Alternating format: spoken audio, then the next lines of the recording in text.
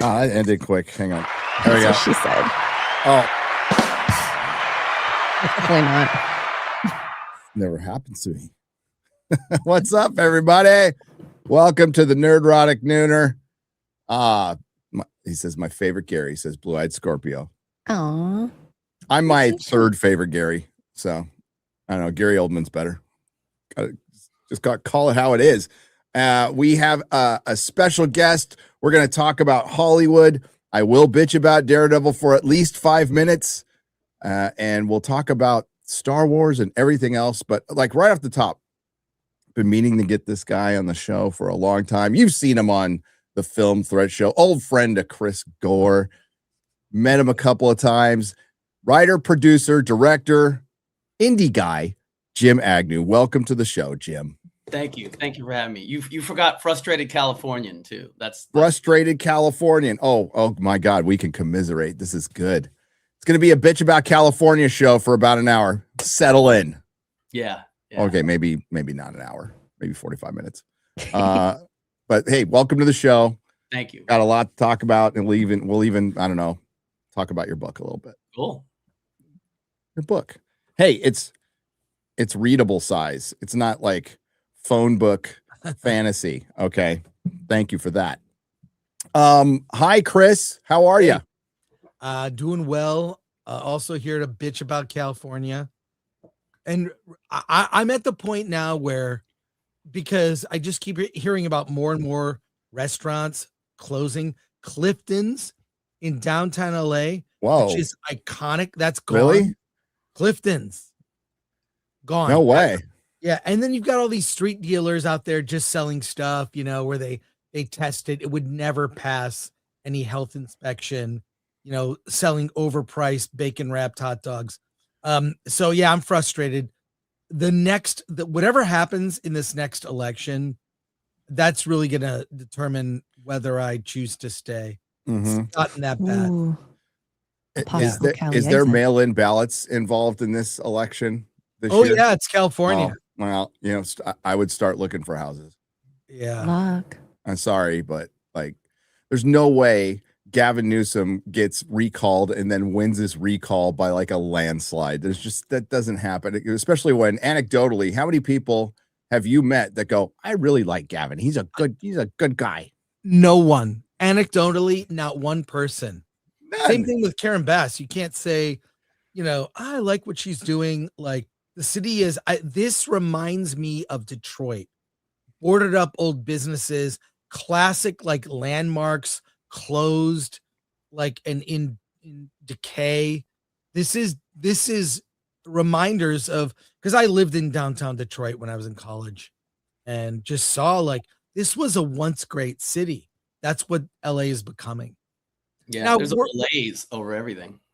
Yeah, and it's like, I've got a good video to show if this is our topic, like that just encompasses the state of Hollywood. Would you mind, Gary, indulge me? Absolutely. Okay. This is your show too, baby. Let's go. Yeah, look at this. So this guy talks, just listen to what he says here. Yeah. You guys want to know how stupid LA is? Okay, this right here is the famous Four Ladies of Hollywood statue, okay? It's got 4 famous iconic actresses from the golden era. A long time ago, like a few months ago, somebody crashed into this thing and destroyed one of the statues that holds up this pavilion, okay? It was Anna May Wong, the Asian actress. And instead of fixing the statue,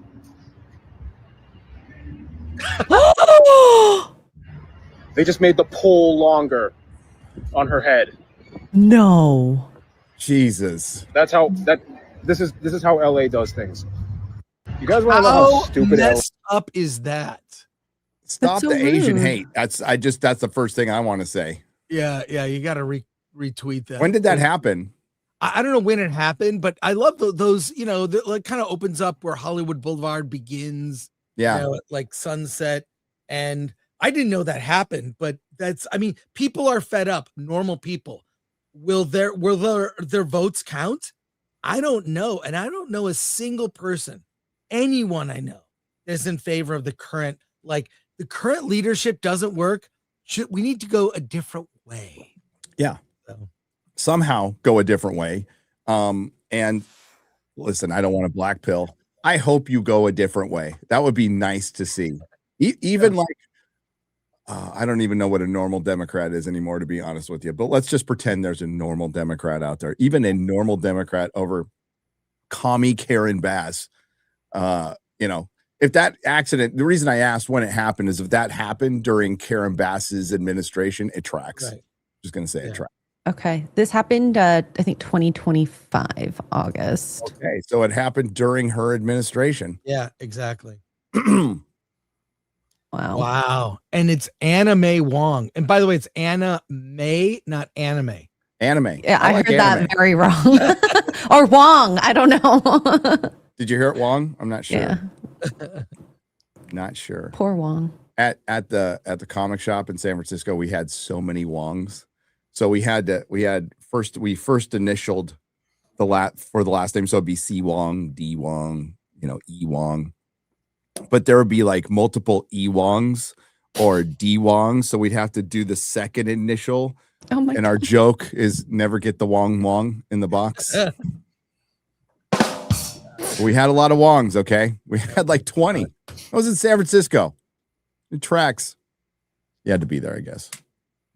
You had to be there. X-Ray Girl, how are you? I'm good. I'm mostly settled. Lights are up, pictures up. I just got to get a couple statues to fill the boxes in. And then, I should be, my background's almost done. I don't Bisexual lighting. Yeah, I can change it. I got called out for having wicked lighting. It was green and pink. Chris is frozen in the most adorable pose right now. We should all be frozen in the Chris way. We look like Red October Sean Connery. Yeah.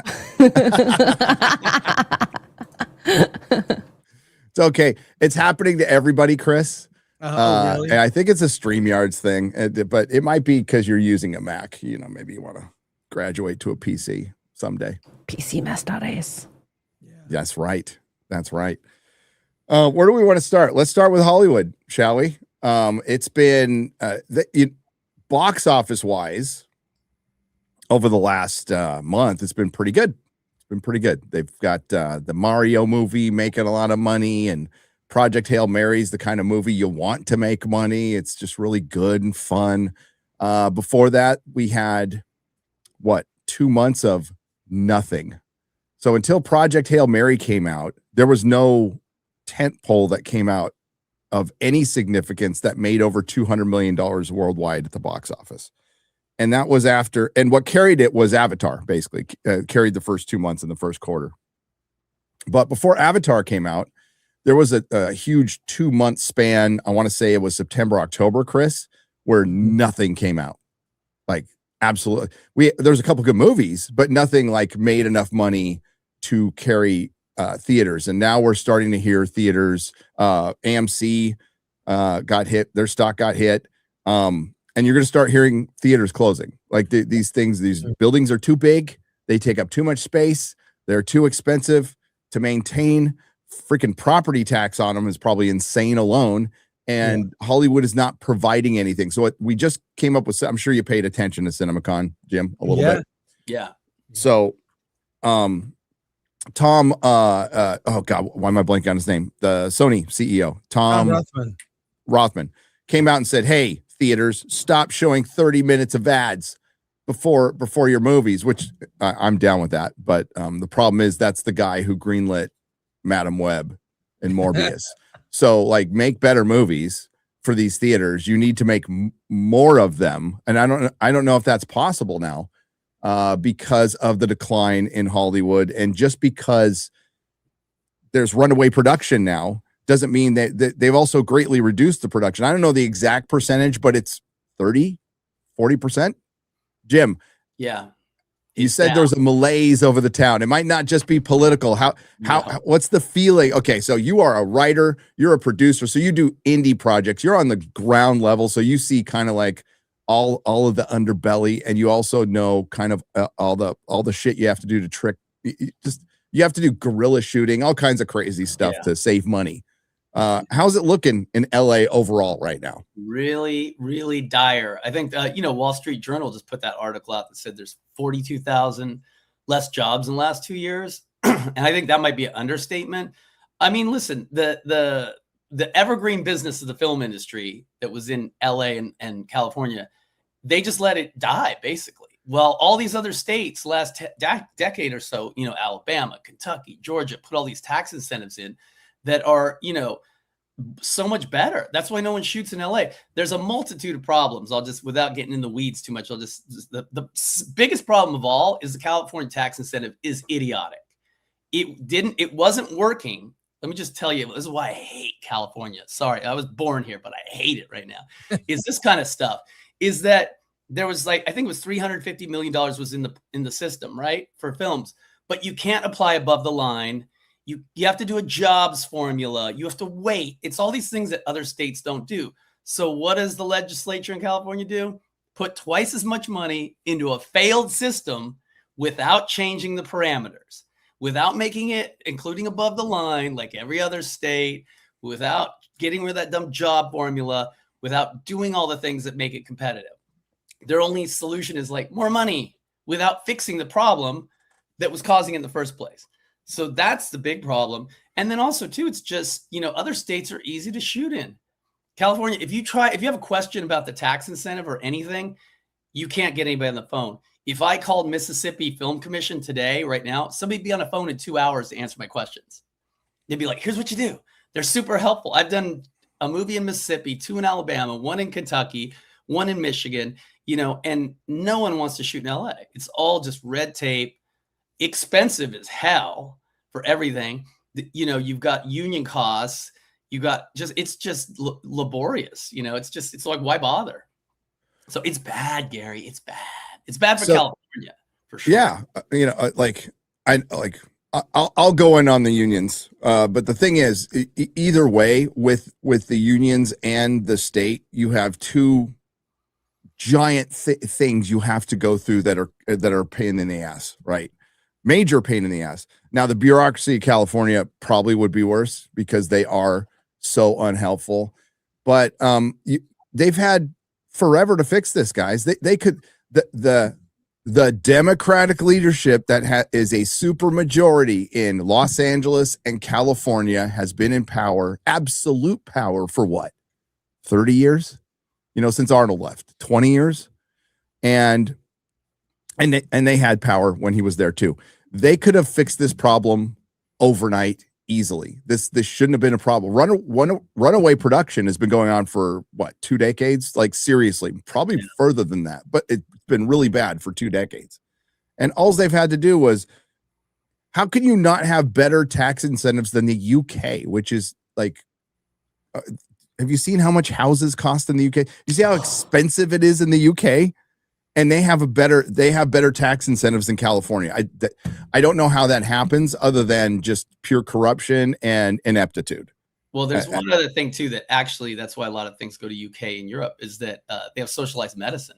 So, you know, and whether you're for it or against it, that's just the playing field, you know, because if I shoot a $2 million movie in LA and I spend $400,000 on crew, below the line crew, I have to pay 30% on top of that for their pension and health.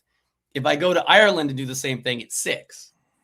So you do the math, you know, do you want 30% of a certain amount of your movie going to like $150,000, not going on screen, going to pension health payments, or a small amount? So that's why I think Ireland, UK. And what happened to California socialized medicine? They were going to like do their own. I was living there. So they were going to, when Obamacare was coming up, they're like, oh, we're going to do our own thing anyway. What happened to that? Yeah. Any idea? Like, it went the same place as the high speed rail. I forgot. Yeah, it just didn't happen. So what's that article you got there, X-Ray? It's actually the Wall Street Journal one that I think you were referring to, Jim. Yep. Yeah. Thank you. Give me a moment. I have to balance out Jim's Dodger hat. Oh, What? Padres? There we go. now? All right. Yeah. There Okay. you go. oh damn. I needed a haircut. So I'm like, all right. Yeah. Same here. Same here. All right. See how Hollywood's job market is collapsing. Studios are making fewer movies and shows than they did just a few years ago. The ones they do make are increasingly being shot outside the US. Now, Chris, my friend, and Jim, this is something we've been talking about, I don't know, for 5 years. Like this was going to happen. It was inevitable. And through the mistakes of going on strike at the worst time possible, COVID, which I am of the belief Hollywood would have recovered from COVID by now if they hadn't gone on strike. Things would be, because they were starting to get things rolling again and they shut down again. And you break the habit twice for the audience to stop going to movies while you're trying to build up streaming. You're cooked, as the kids say. You're cooked. By the way, Gen Z still thinks they made that saying, and it's 100 years old. It's literally 100 years old. But here is a graph that looks alarming. That looks alarming. Change in employment from January 15, 2015. By the way, look at that big dip. COVID. COVID right there. The thing is, though, you guys were allowed to work through COVID. You were Hollywood was considered essential. The only problem with that is the paying customer wasn't allowed to go see the product. So you were allowed to make the product, but the paying customer in California in particular was not allowed to go to the gym or dude, we had Chris, when do you remember the mask mandate ending? Oh, it ended for about 2 weeks when they rolled out the vaccine. Then they brought it back. And they brought it back. California held out longer than any other state with the mask mandates. However, certain like cities like Pasadena did not enforce it. Orange County didn't care. If you went to other parts of California, it was like nothing was going on. And people, knew how ridiculous our governor is. So, it was, I can tell you I can tell you when it was, because it was 2 weeks before I left for Texas, Chris. It was February of 2022. So the mask mandate was on and off, but it was mostly on for almost 2 years. 2 years. And not every, like most businesses, especially in North County, San Diego, were like, nah, you don't have to do it. It's fine. You don't even have to do like the face diaper. You don't have to have it on. So based businesses there, but it wiped out small business, and it really de-incentivized people to go to the movies, except of course when like Spider-Man comes out, then it makes $2 billion. But yeah, so we have writers and actor strikes down there. So you see that dip, and then look after that. Oh my.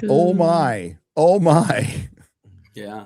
Well, Gary, you know why that big explosion there from like 21 to 23 is? That's just because everybody was competing against Netflix. Yep. That's all that is. They turned on the money hose, Paramount Plus. I had a friend who was really high up at Paramount Plus. They thought they were going to be able to keep up, same with Disney Plus. So they just made content. And that I talk about in the book, that combination of the money hose and DEI is what fueled DEI, because nobody cared about the content. It was all about market share. Everybody's just trying to catch up to Netflix. And then when Netflix pretty much won, guess what happened? Everybody stopped making things like that, So that's why you've got that explosion there. And unfortunately, most of the good screenwriters I know, none of them got a piece of that pie. That's just the horrible shows we saw, and none of them are around anymore. So that's what that is. And that's why it's all contracting. And it was such a, it was the perfect storm, right? Because you've talked about this. And by the way, I have to make the distinction. There's money hose and money hose. So like one's a hose of money, and then there's people who are hose for money. Okay. Yeah. Just want to point that out. So there was also all the requirements, all the DEI requirements, HR requirements, post Me Too, post Summer of Love, plus the strikes. So you have a concentration. There's only so much talent in the world. There is. You have a finite number of talented people. And when you start plucking from that finite number based on skin color, because you're fighting racism somehow by being racist, and picking out white male writers who were straight were told to pound sand for the most part. Or I could work with you. Oh, God, I wish I could say who this was. I could work with you. Chris, you were at this dinner. You know who I talked. Yeah. You know who I talked to. He's like, yeah, I had this big old project, but then they gave me like a chart of diverse writers I could choose from because I couldn't have my writing partner because he was white and straight. So I just said no. And when you hear it from somebody like you or other people, it gets real. It's like, wow, they really were doing this. It's not just a bunch of YouTubers saying they really were doing this, and that affects everything. So now you have where have a lot of these older writers gone? Are they writing books now, or like what happened to them? Yeah, well, they're all trying to do something. I mean, the writers, if you're savvy and smart, okay, let me take one step back. Here's the thing, and Chris has heard me probably talk about this. When you work in features, whether it's studio level or indie features, you kind of are starting your own business each time. And you have to start all over again. You write a script, or you talk to your agent manager, or you pitch it to a studio, you write it. Maybe you stay on it, somebody else comes on it. So it's like starting a little business every time. Then when you do the next one, yet when you're in TV, you're constantly waiting for the corporation to hire you.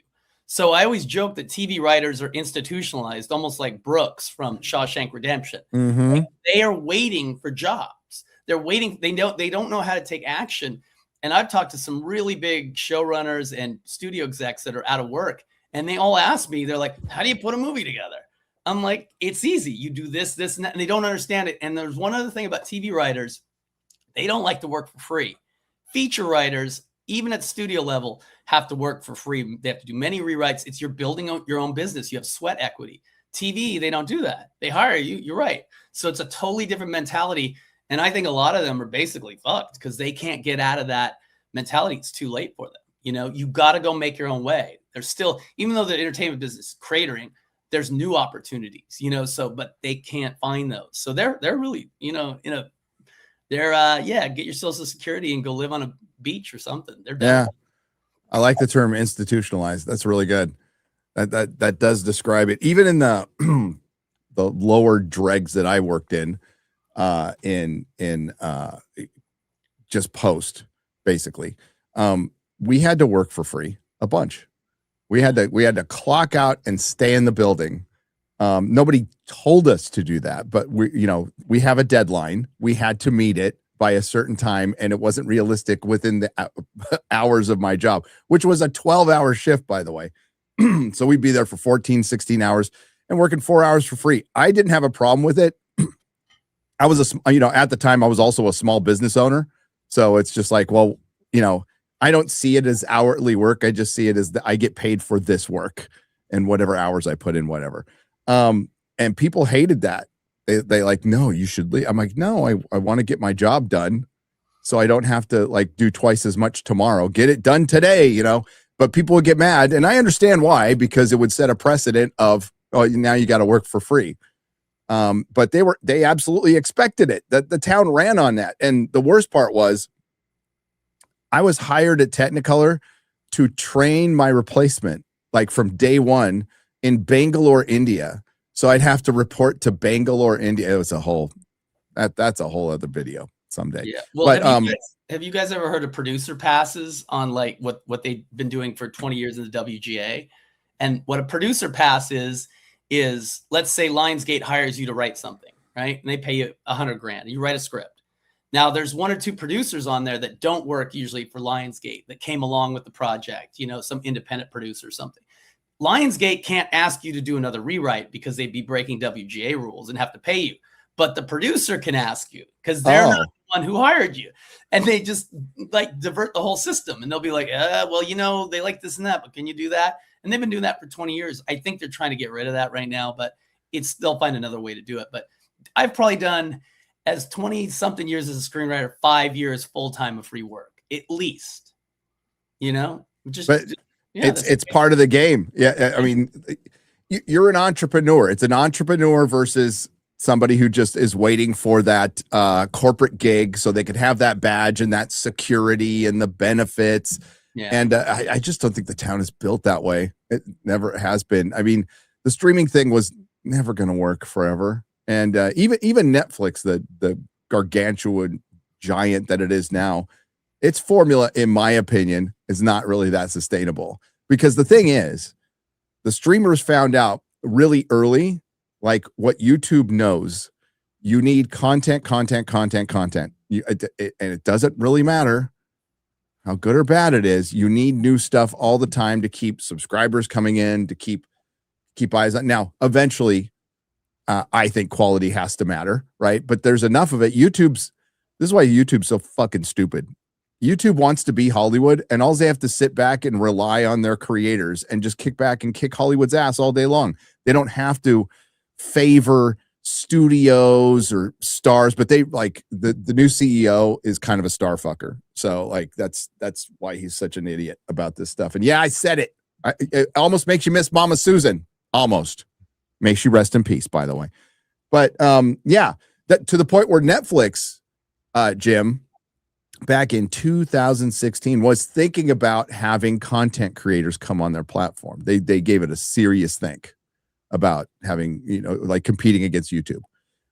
Decided not to do it, probably wise. But yeah, you need to have content, and that's that boom we just saw. That's what it was. It was, we hope all this works, and we're not really gonna do much quality control. But now, how do they move forward? Like how? So we have Hulu combining with Disney Plus, but they still don't create enough content to reduce churn, because you have to have a new show every week, pretty much. I don't know how you do that. It'd be good for Hollywood. Yeah, I just skip over Hulu all the time now. It's like nothing new, nothing good. I'll glance at it just to see if there's something, and instead I'll watch Top Chef because that's more dramatic than half the shit on there. Well, reality gets a well, I mean, a lot of reality shows are shit. Okay, let's be real. But then like you find some gems like Top Chef or Clarkson's Farm, which is absolutely the greatest show. So what is this? For live action scripted film and TV productions with budgets of 40 million or more. So we have a dip in 2021, it's 251. So it's almost halved. Wow. Almost. They lost almost 100 scripted productions. That's a lot. Rest of the world is up, a little bit. So overall, it's down. And what was, off the top of your head, Chris, how many TV shows were produced in the height of the stream, like in 2021, we'll say? Oh my God. I think wasn't it over 600? Insane number. Yeah, that crazy. Doesn't make sense. Yeah. Yeah. Well, I can tell you guys one other thing that I just found out, because now that the WJ did their new negotiations, NBA, yeah, I can say this because we have these secret WJ meetings. There's only 10% of the people in WJ are employed right now. 10%. So there you go. It's 90% unemployment. Yep. It's an unemployment union. Yeah. Oh my God. There's only 10% of people are working right now. Do they go to meetings? They probably should, and just like, yeah, my name's Bob. I haven't been working for 2 years. So that's the thing, though. Being a full-time writer was supposed to be a rare thing, like a super rare thing. Unions needed more members. They got more members for a while. I remember during the last strike, and this was actors, so this wasn't the writers, Jim. They were I'll say SAG this time out of respect for you. I usually don't call them SAG. You can call them the Film Actors Guild. They were hiring extras who were not union to picket for them, and with dangling the carrot that, oh, maybe you can get in the union, and then there were fewer jobs afterwards. It was really a dirty tactic. Yeah. This new deal that they signed really quick, Jim. I mean, there was no. That's what happens when you got no negotiating power. I mean, they just. Here's the thing is I called Chris, or I think I texted you after let me take one step back. So every 3 years, the WJ has a big meeting before they, start a new NBA, and they explain to all the members what's going on. And you can go, and it's literally like a 5-hour bitch session where everybody gets in front of the board. They complain about things. They talk about the issues. The board talks to you about what they want to do in the new NBA and this and that. 3 years ago, before the strike happened, I went to one, and it was mind-boggling because all anybody talked about was diversity. Diversity, diversity, diversity. Where all the other ones I'd been to, because I've been the Writers Guild like 16, 17 years, all the other ones I've been to were people complaining about money. That's all they complained about was money and residuals. 2018, whenever it was, 2020, money, residuals, money, residuals. This one was all about diversity, diversity, diversity, diversity. That's all everybody talked about. And you know, and people complaining that they'd been on a show for like 2 little shows, and why are they not a showrunner? Usually it takes you 15 years to be a showrunner, not a year and a half. But that's just how people's mentality worked, because they were all new people who had been put in. Now, we just had another one of those meetings like 3 months ago I went to, and not a single question about diversity, not a single complaint about diversity. It was all about, how do I get a job? How do I keep my health insurance? So realities come down very, very hard on the whole operation. And people are just scrambling to survive. And it's funny how all that shit doesn't matter when you can't pay your bills. Yep. And the WGA came out and said, we just struck the perfect deal that we've always wanted. And like, of course, the producers are going to make it sound like that. And of course, the union's going to make it sound like that. But it was like you said, it was a deal out of necessity. Listen, the producers couldn't afford another stoppage too. And just the thought of it. And I know it feels like the big strikes were just yesterday. How time flies. Yeah. Here's an article that. Oh, sorry. Go ahead. I was just going to say one other thing about what happened on the strike during the strike too.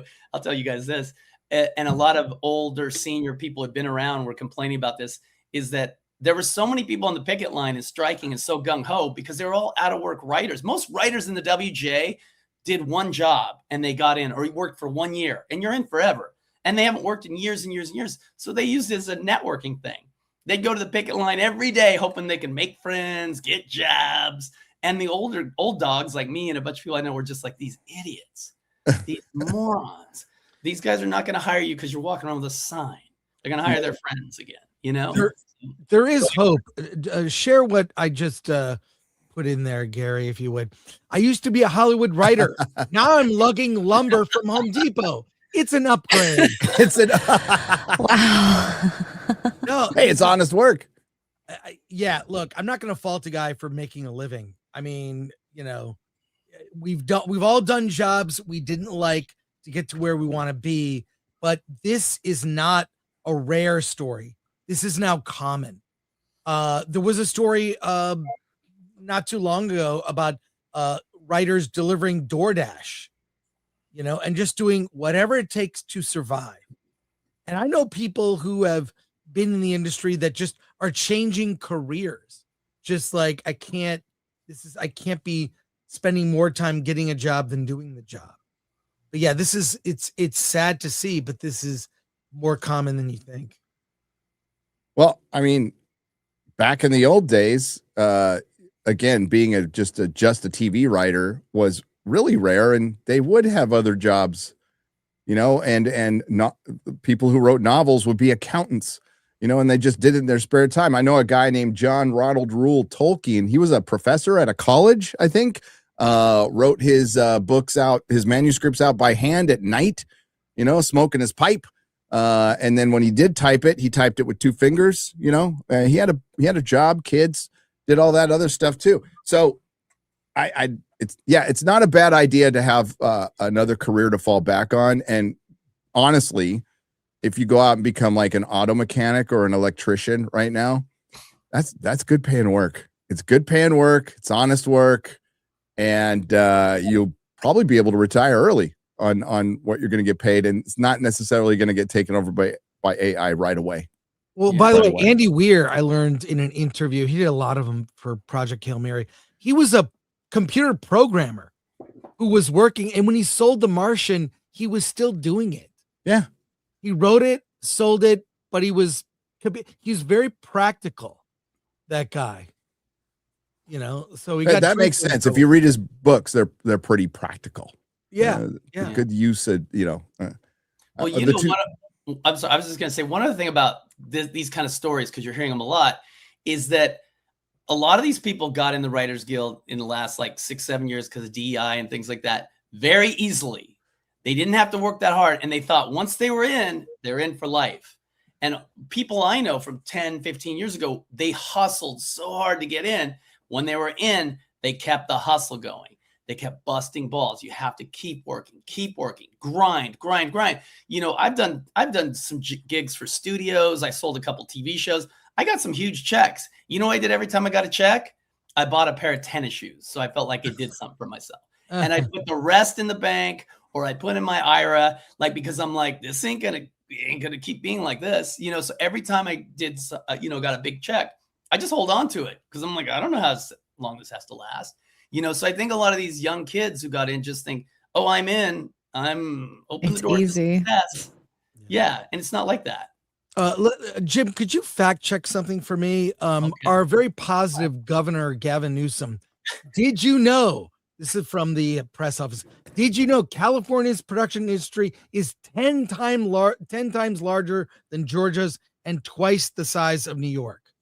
I mean, they could be manipulating anything because, you know what our governor's up to, you know, spending money on PR to make himself, to change all the facts of the last 8 years. Well, buying his own book too and giving it to government. Who knows what that means? They could be using just studios lot spaces to come up with that, you know, that. And here's the other thing is like, Georgia's losing a lot of business too. New York's gaining business. New Jersey's blowing up because it's just so much easier to work there. So yeah, it's all bullshit. You know, I think, Chris, you've heard me complain about it because I've complained about a lot of things. I think I complained about Film Threat is the city councilwoman for Hollywood, Nathia Rahman. Yes. Ugh. Guess where her husband does he's a big TV writer. Guess where his shows are all produced? New York and New Jersey. So if the city council person representing Hollywood is sleeping in the same bed with somebody who takes their productions to another state, what is that? Hey, you know, didn't Gavin Newsom just hire a big New York firm, PR firm, to start an ad campaign for California? You can't make this shit up. The thing is, Chris, this probably is right. And it's what Jim said. I mean, you know more than me. It's probably studio space, right? And he's not, of course, he didn't mention the UK in here. He left that out. And you would probably have to have followed that up as, yeah, it's still larger, but it's also 10 times smaller than it was 20 years ago. You know, shrinkage. He was in the pool. One other thing too that's really annoying about the the incentive in California is because they do a jobs formula and no other state does that. So it's basically rigged for the studios to get it. And the studios, most of the time they get it, we're going to shoot here anyway. You know, like I have a friend who worked on a big TV show. I'm not going to out the actor, but the actor would show up and say, big actor, he'd be like, all right, he'd say, get me out in 3 hours. I got to go golfing. You know, and that's the only reason they shot the show in California was because he didn't want to go somewhere else. You know, and that's usually what it is, you know, and then they brag about these shows are shooting here and here. It's because they had no choice, really, you know, because that's also very appealing to actors. Get out of bed and go to work, not, you know, live somewhere else for 6 months. So, yeah, it's all bullshit. I mean, really, Gavin Newsom full of shit. I don't know. Who would have thought? Who would have thought? Yeah. And actors care so much about the below the line guys that, you know, they signed a letter, Jim. They signed a big letter against the Paramount Warner Brothers merger because they're looking out for the below the line guys. But believe me, they would sign with Paramount Warner Brothers or Mount Bros or whatever the hell it's going to get called the minute that merger goes through. Yeah. That's an interesting one too, how so many people are against that. Stingray from Paul Walker Hauser, is that his name? Walter Hauser, who played Stingray in Cobra Kai, made a great point a couple of days ago. He's like, y'all weren't bitching about the Disney Fox merger. Where was the letter for that? Where was the protest for that? None to be found. Yeah. But now everybody's like rallying against and it's because Ellison talked to President Trump maybe twice, or maybe his dad contributed. So Hollywood is just against this now. And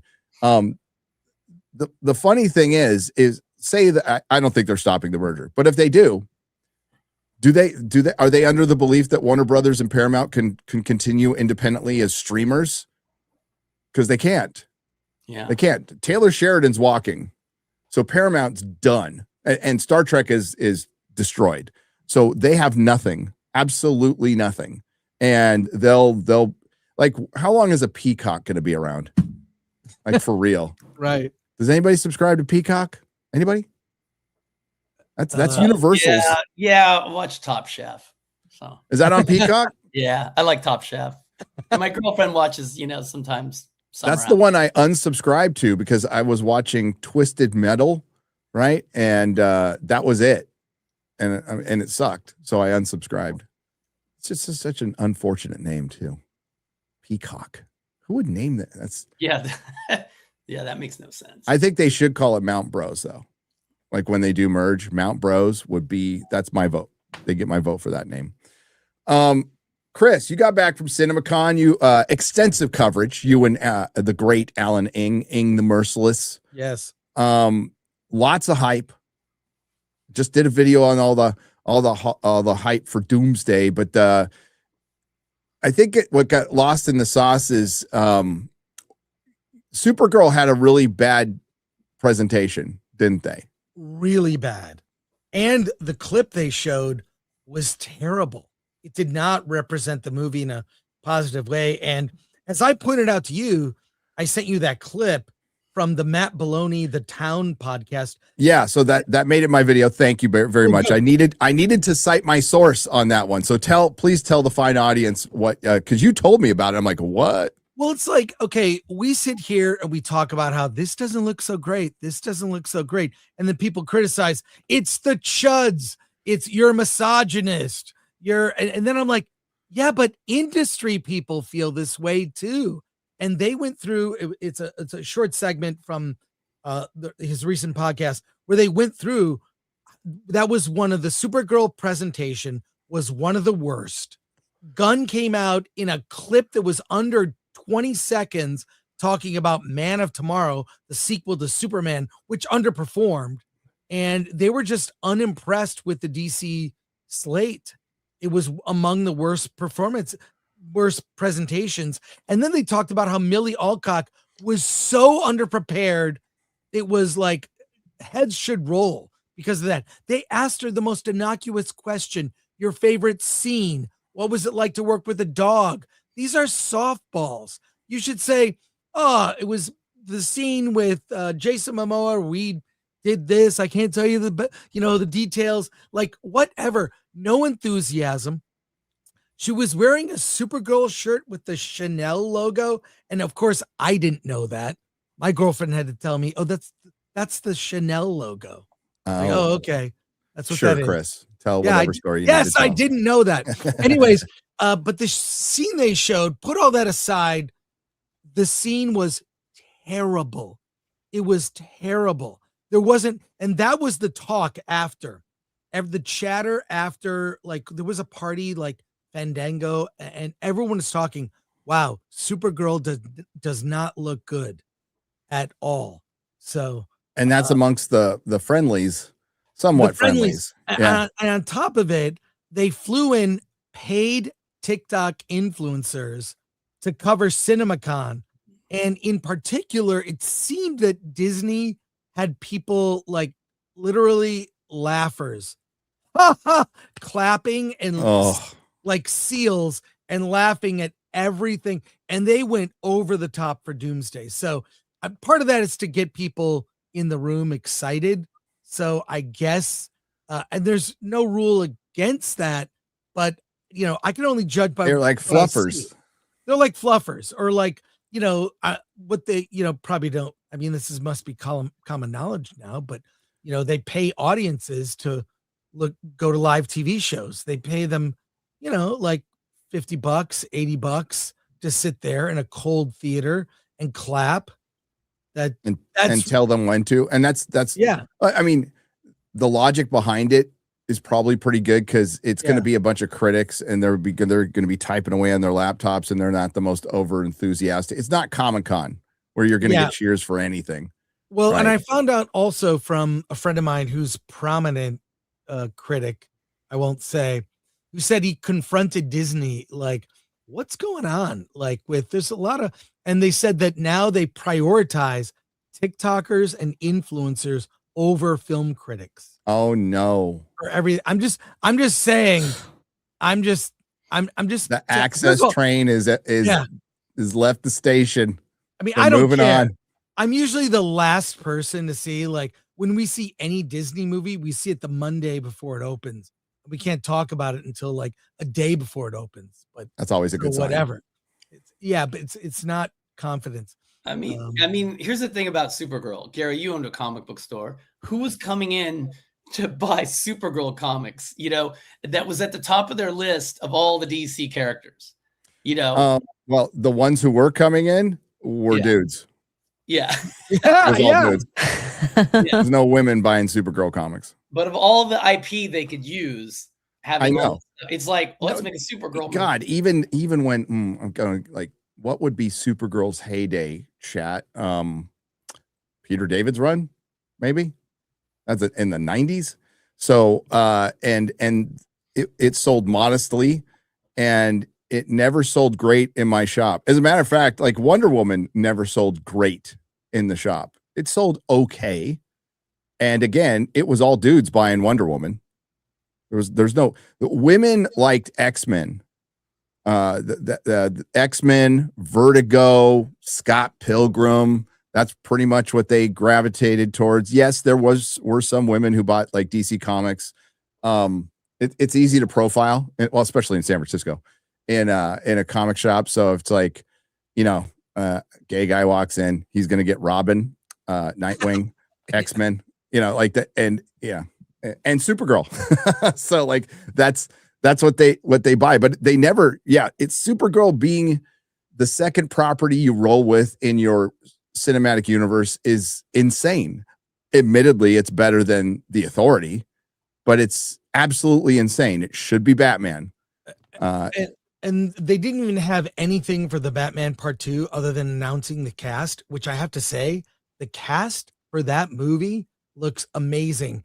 And contrast that with Gunn and Man of Tomorrow. He's not attracting top talent. He's attracting people. Gunn is attracting people, or choosing to work with people that are compliant to his way. In that clip, I know I brought it up before, when David Corenswet is in conflict with Gunn, he just says, basically, do it the way I want, even though Corenswet's point was so good. It was, this is what Superman he wouldn't be an over-the-top angry. It's like, I guess maybe that's how Gunn sees himself. It was such and they released that clip. Yeah. Thinking it would make him look good. And I'm like, no, it makes you look bad for not listening to your talent and taking a note. At least do it his way, try it, get it, and decide what works in the cut. Like, it was a bad call. And they didn't show anything from the Batman Part 2 at CinemaCon. Like, they didn't even talk about it. And Charles Dance was added to the cast. Looks great. It's amazing. It's like top tier actors, And what happens, Chris, if it does well, which it could very well do better than the first one. Then you have to make a third one. I think it will. I think it will, because they've gotten the feedback about how that second, third act. I learned that term from you, Jim. The second, third act. Like, what's the second, third act? Like, what?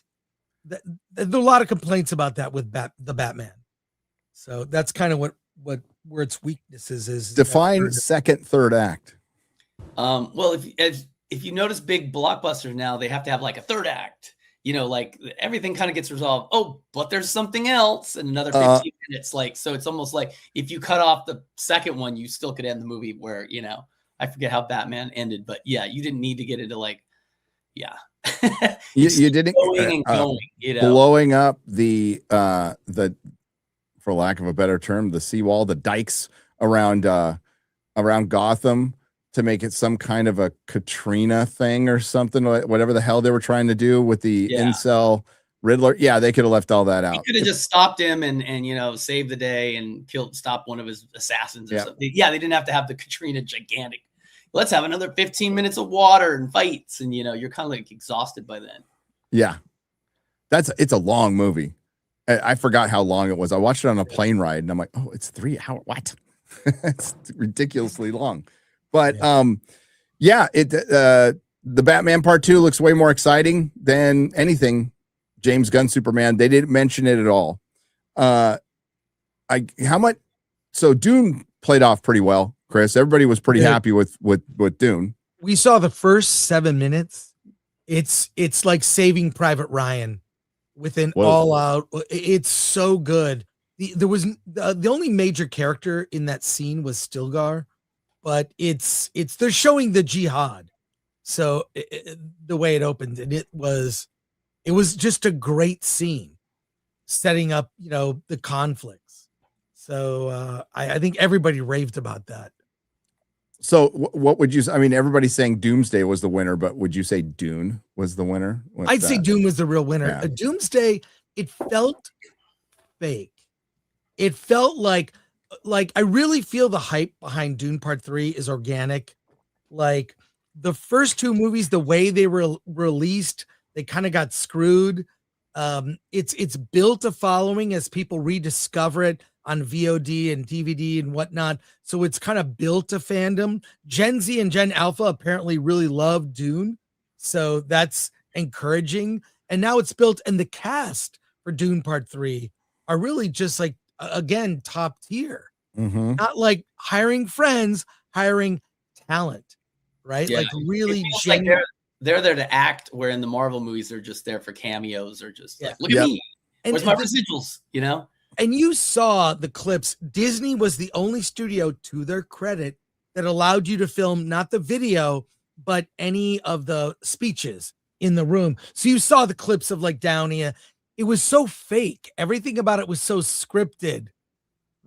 I mean, you saw it, right? It's just like awkward, like, we're going to do this, like, it's just so like, okay, we get it. We're here to see the trailer. The fact that they haven't released it, I mean, maybe that's smart. I mean, it really, to me, it was a tease. I think they're trying to create hype, but just, you don't have to describe the trailer, Chris, but describe your thoughts on it, critiques on it. Was it good? Was it engaging? Is it going to get people fired up for Doomsday? I think it would have if there was a build up to this. Like, one of the highlights was Gambit fighting Shang-Chi, got shears.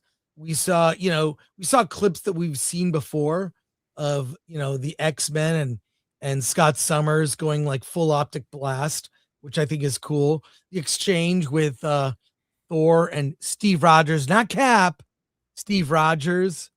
He's not going to be Cap the whole movie too. That's so dumb. I don't know if he's going to be in street clothes, but he's going to just be Steve Rogers with no shield.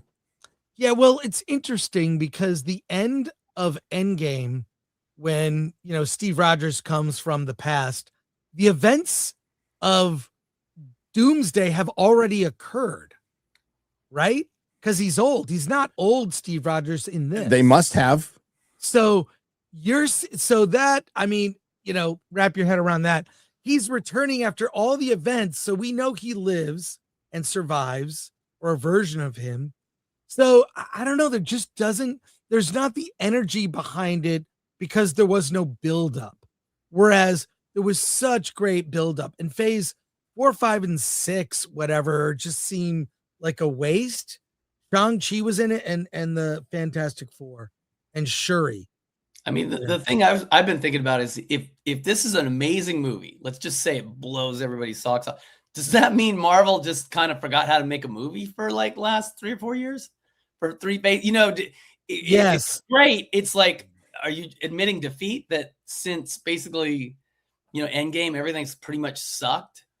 It is admitting defeat 100%. Like, people are trying to cope with that. But when Kevin Feige comes out and goes, yeah, we're adding new footage to Endgame to bridge Doomsday, you don't need to read between the lines. You didn't really need to watch phases 4 and 5. We wasted your time. And it's obvious because the villain they built up, Kang, is gone. And there was no cohesion with that stuff anyway. With the incursions, they're explained 3 different ways. If you watch any of the shows, they're explained 3 different ways. In Spider-Man No Way Home, and in Doctor Strange Mom, and in Loki. So none of it makes sense. Nobody talked to each other. There was no plan. So they ended it with Loki being the god of green spaghetti, the god of stories. And I don't know. Apparently, Kang was dealt with in a What If series I didn't watch. So he was dealt with. I think killed by Captain Marvel or something like that. I don't know if they mentioned that in this. We got to ask Rob. Rob has read the script. Well, We got to ask him if they mention Kang? Like, is it a sentence? And then Chris, you've been on me, and I might. It'd just be a lot of work. You've been on me to make a video about all the open threads. Oh yes, left from all the phases, not just phase 4 and 5, like all of them. It's a long list, bro. It is. So are they going to tie all these threads up in Doomsday? Hey, Monica Rambeau was trapped in the X-Men universe at the end of the Marvels. She's not even going to be in Doomsday. Yeah, I like the idea of Lewis from the Ant-Man movies, played by Michael Pena, just explain it and just like, whatever, Yep. This happened and that happened. And that was the thing. All the little post-credit scenes in phase 1, 2, and 3 were either comedic. I think one of my favorites was Captain America. So you're in detention. That was fun. Yeah. Right. Couple fun ones, but ones that they all seem to be building to something. Yep. We've not built to Doomsday. How are they going to like are normies going to know like Dr. Doom's powers, his origin? Are we going to get that later? I feel like now they're throwing in so many characters. Can the audience keep up on, okay, so this guy can fly. This guy's super strong. This guy stretches. This like there's too much to, I think normies may be out. The thing that annoyed me the most was learning that the TVA is a big part of Doomsday. I learned, so you heard that too. You know that as well. So, okay. Yeah. So I hated Loki. I could not stand that series. I know people raved about it. I don't understand what you're getting out of this. It was just god awful. It was just destroyed making shit up. It was. And the writer, Waldron, he worked on that and Doctor Strange Mom, and I got a clip of him that Mahler found, by the way, and he approved that I could use it, of Waldron saying, yeah, we just make up stuff as we go, and that's what they did with Doomsday. Loki destroyed the gravitas of the Infinity Stones by making them paperweights. And the problem with even having Doctor Doom should have been a villain introduced the minute they had the rights. The minute they had the rights, they should have started like dropping in little seeds for Doctor Doom. He is the number one villain in Marvel, without a doubt. But the problem is he's still a man, right? And Kang was a man. Kang is it's a villain that's been retconned to hell, but it's Kang is a descendant of Reed Richards, right? I know the family resemblance is unbelievable, but he's still a man, right? So you're following up, taking on the Mad Titan, Thanos. Your next natural step should be power scaling up to a more powerful villain, like Mephisto, or Galactus, like that. Those should be your big bads, going up. Not like Doctor Doom's a great villain, but you have to, like you said, Chris, you have to build him up over time. Normies are not going to know why his powers are unique, why he is so unique. Even though Doctor Doom has been in previous Fantastic Four movies, those performances were not great. No, not great. It was not, and not to mention what is going on at Marvel. I know you covered this, Andy Park being laid off. Yeah. Like, this is unbelievable, right? Yeah. So despite how we feel about the art department and the effects, this guy has been Marvel since 2010, right? Like, this is the main guy. And that, like, they're letting him go before Doomsday. Who's working on Doomsday? Chris? That's what, yes. Who is? And are they leaning into AI? I mean, well, I have a theory on this, and I think it's I could be right, could be wrong. I think they laid off a lot of the visual effects department so they can subcontract things out and allow those guys to use AI. So they're kind of like one step away from using AI. They're like, well, we did a subcontracting with this company that's using AI, and if they get sued for their AI, they're indemnifying themselves, It's like rendition. It's rendition. you find another country to torture your enemies, so you have plausible deniability. So like it's AI rendition. Yeah. That's what I think is going on there. Jim, the only reason they haven't gone full AI, and you know this, I'm telling you something you absolutely know, and so does Chris and most of the very smart audience. The only reason they're not using it is they're afraid of their own people. That's it. They're afraid of the blowback of their own industry.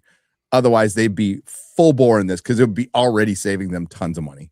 Well, you know, one other thing is there also the one other thing on top of, you're right, Gary. The other thing they're afraid of is AI pulls from, you know, known things, you know. Yes. So they don't want to get sued, but there's a bunch of companies you haven't heard about yet that are building these like databases. You know, like I have a friend who works for a company that's building this animation thing that they're creating all the characters themselves. So they own them, and then they'll license out to studios to do animation. So there's a lot of those coming down the pike, and they're just going to create their own assets, which then are used. So you have no worry of that. And that's what studios know is coming too. So they're like, VFX, what do we need these people for? I mean, you know, the credits lists behind a movie have gotten ridiculous, right? Remember when we laughed for the Lord of the Rings extended editions? If you had signed up for the fan club, you were going to be part of the credits of the extended edition. So if you watch them, the credits go on forever. Well, that's now a normal movie.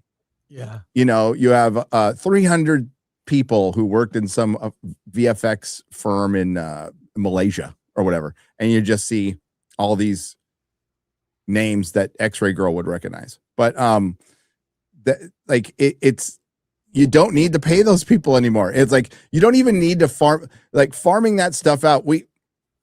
I don't want to out him, Chris. One of our friends who worked in and around Marvel, who might have given us a lot of really good information, is he's one of the casualties, unfortunately, of everything that's been going on, which is a complete bummer for him. Love the guy, but and there goes all our information. But dude, it's part of it. It's they can't hold this back at all. And if you're getting rid of Park here, like, you know, I'm not going to say he was a household name, but I knew of him, and he had been around forever. He had been part of the early on when they were doing like the Art of the Guardians of the Galaxy book. He'd be, because I had that, Chris. He was prominent in that. So now end of an era. I was there at the start of the team that broke the mold. Oh, sorry. Let's go into that. It's all good. It's all good. Yeah. 16 years, 40 films, and 15 films led as director of visual development. I couldn't be prouder of the history we made. My journey continues. And listen, some of the effects for Marvel movies freaking sucked. It was terrible, but like they were under unrealistic conditions, to be fair to them.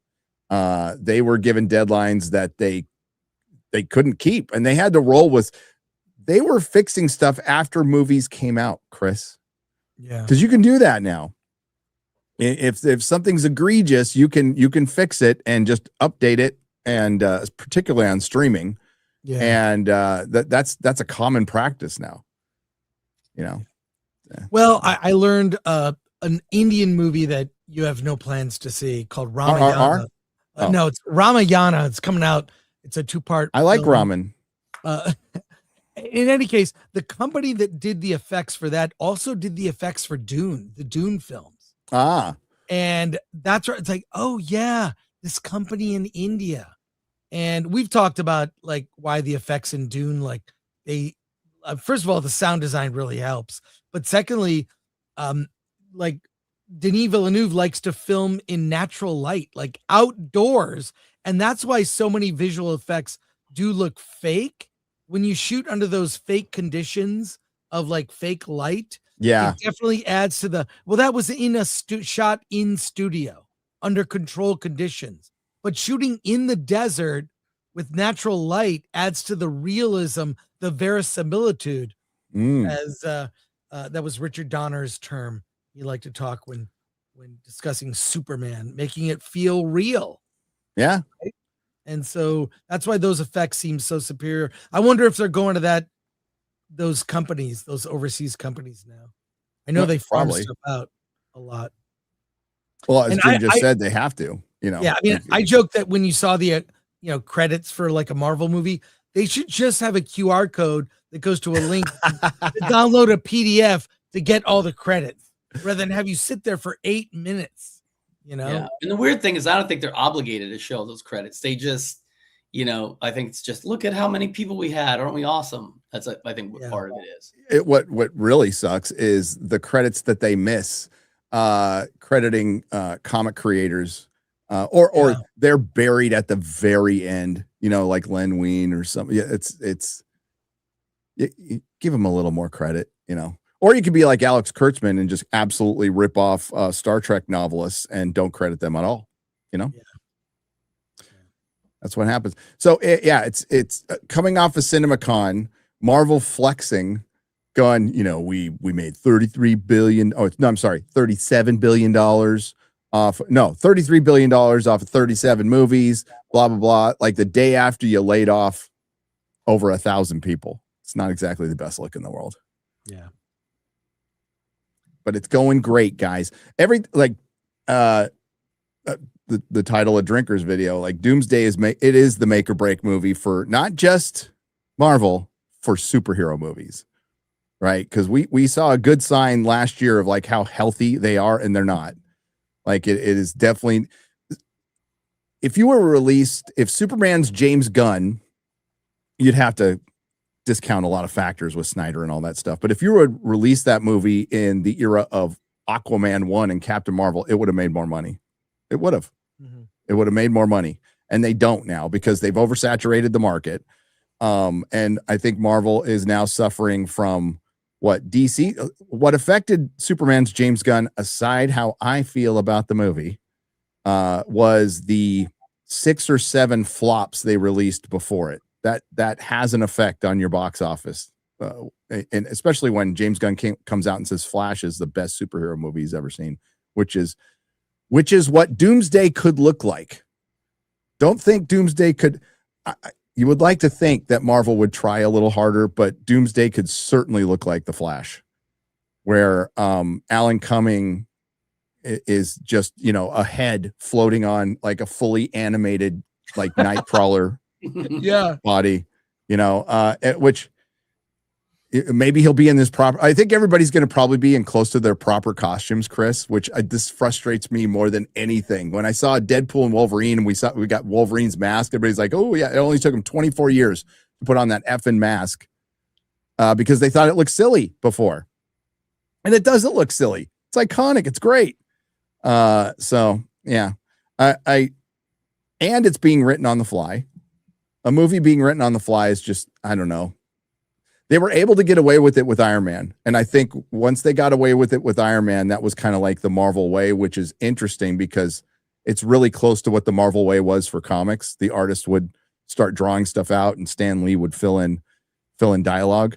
I just don't think that's sustainable. And that's why the movies cost so much. And Dune is successful because it didn't cost that much.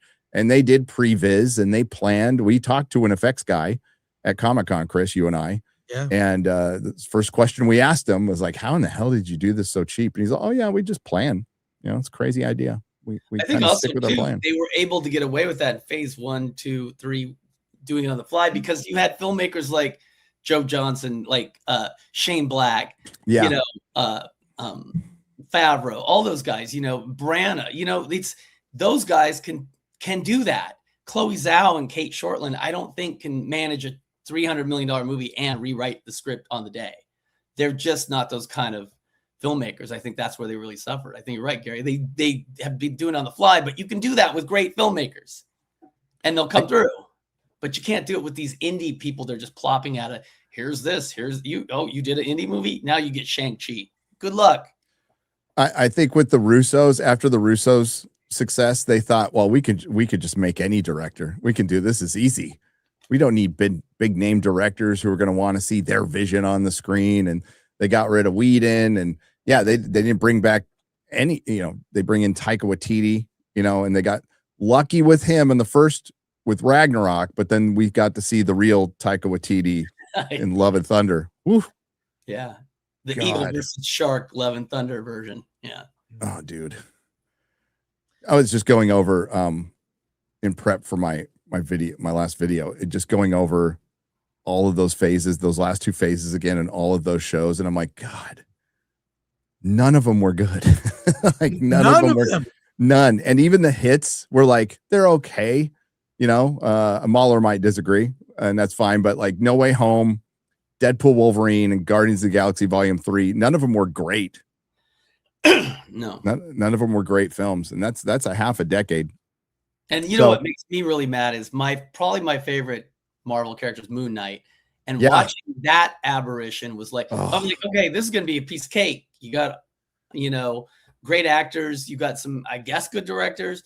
It's a skit. If you just stick with a schizophrenic, mercenary that writes itself, who doesn't know what he did the next day, things like that. And give him the personalities and be Mark Spector.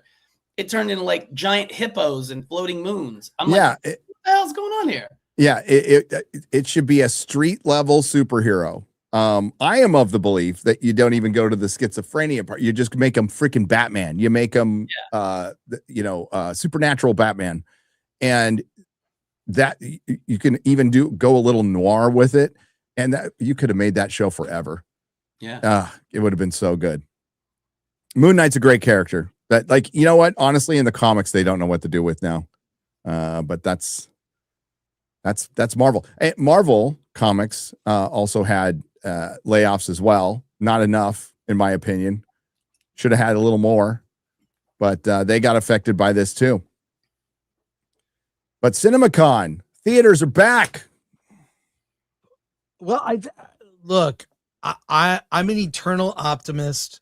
Good. I want the theater experience to survive. It's not going to be on Hollywood movies. It's just not. They're not putting out enough product.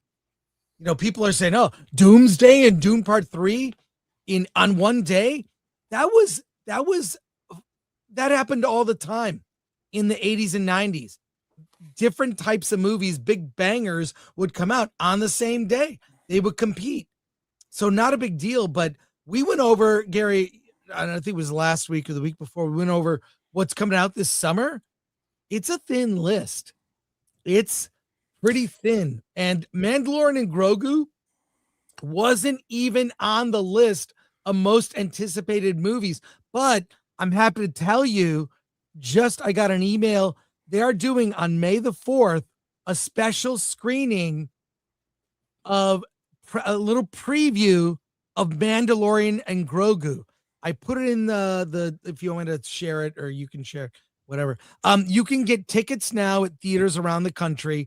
My guess is they will show you the first 18 minutes of the film, which is what I saw. That's my guess. They'll do that, and you'll get a poster.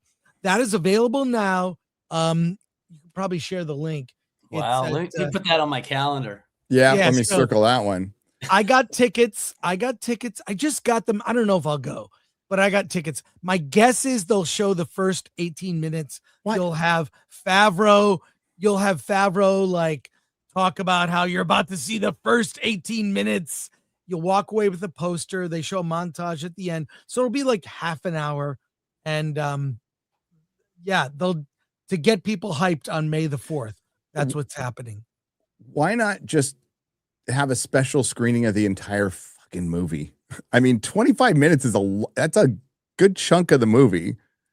And you want people to leave their homes to go watch part of a movie and just show the whole damn thing, and don't show it again until or move the release date. Yeah, I don't get this. I understand like showing 7 or 8 minutes before an IMAX screening, right? That makes sense. But yeah, I'm just letting you know that dropped. If you want tickets, they're everywhere. I'm more excited about what I'm sharing right now.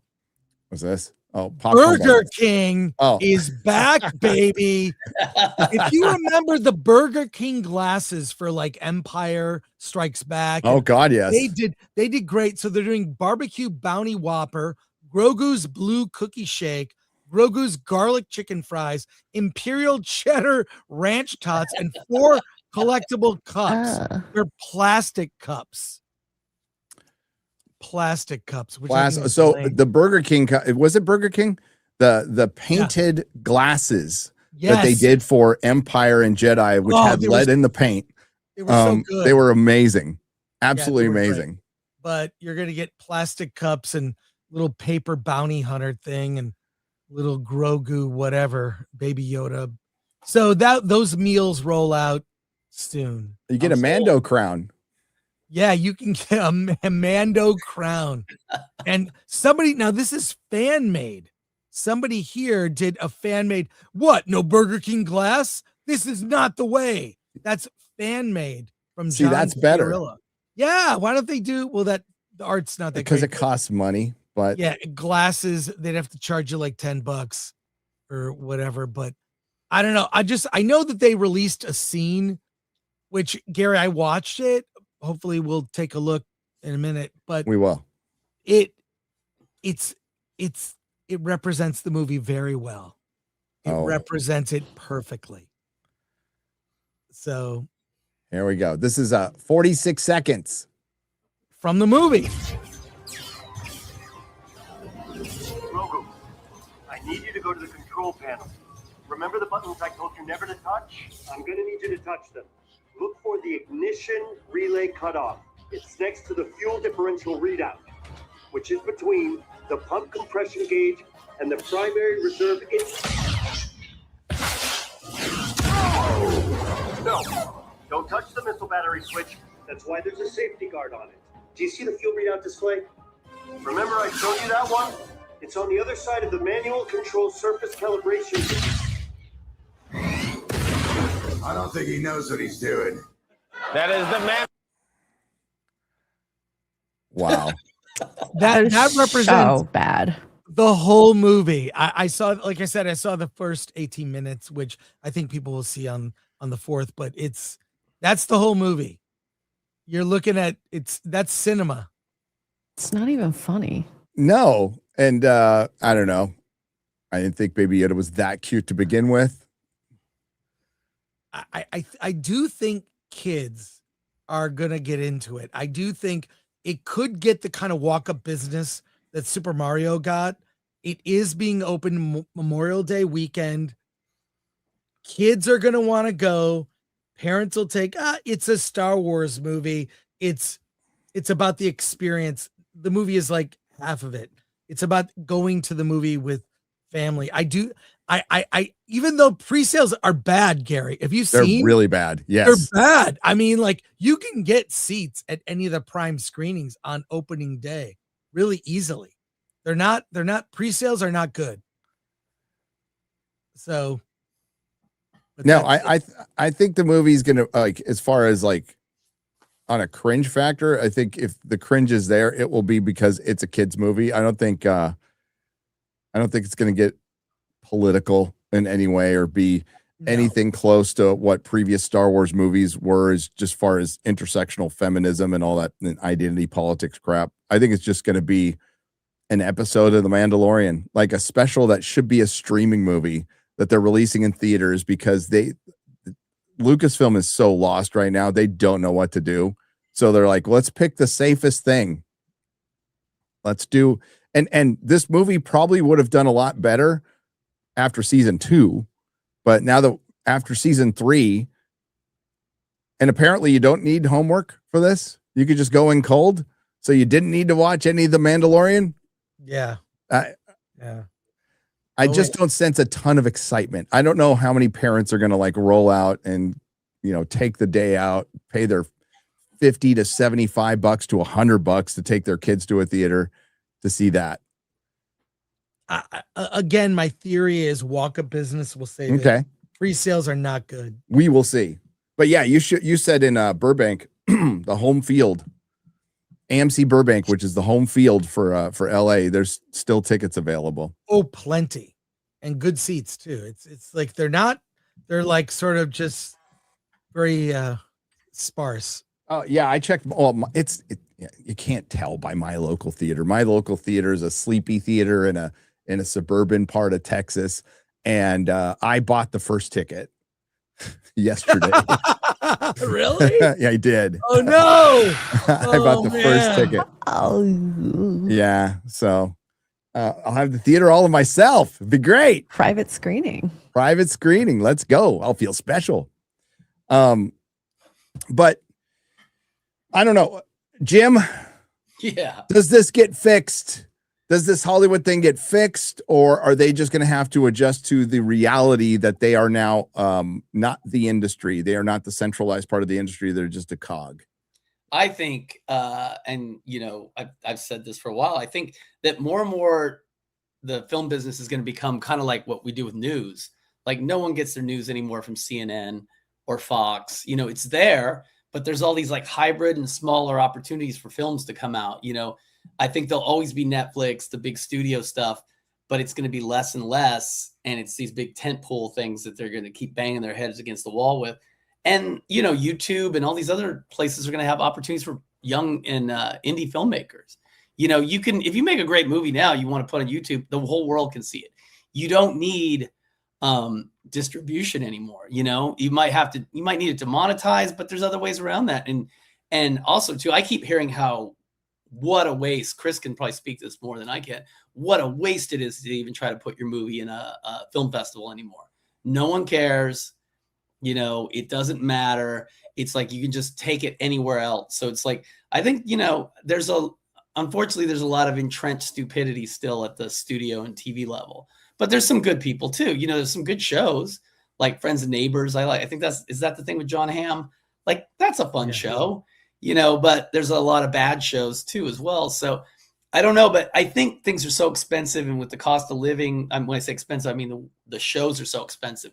They've got to bring down the cost. They got to make better product, because it's the the economy of attention, and they're not winning. So that I think the film business will survive, but it's going to look completely different than it has the last 5-6 years, or even 20 years. And I think there is a growing movement with we've seen like recently three YouTubers get their films in theaters. Actually, a fourth one I know about. Yeah. And Markiplier, I saw an interview with him where he was talking about like he's like, oh yeah, I need a trailer. AMC was like, we're gonna open your movie on some screens. We need a trailer to show. And he was like, oh crap. And he cut one together himself just at the last minute, of the deadline. And, it had a built-in audience, a movie that cost $2 million that made $50 million. Now, that's an anomaly. Okay. But you're going to see more and more because AMC and Regal, for that matter, and other chains are open to like, what do you got? Product. What do you got? I mean, they're opening that Billie Eilish concert film. You'll see concert films. They're doing more and more like, MMA stuff and sporting events. Theaters need a reason for people to come to experience things on the big screen with premium screens.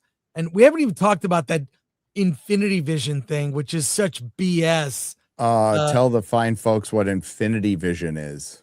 It's a branding thing that Marvel and Disney are rolling out in anticipation of Doomsday because they're embarrassed that they lost IMAX screens. So they had to make up. Literally, they're not building any theaters. They're not putting in any special equipment. They're branding screens that already exist with a brand called Infinity Vision, which is apparently certified by them to be large format screens that have great sound. That's it. They're rolling it out. So THX.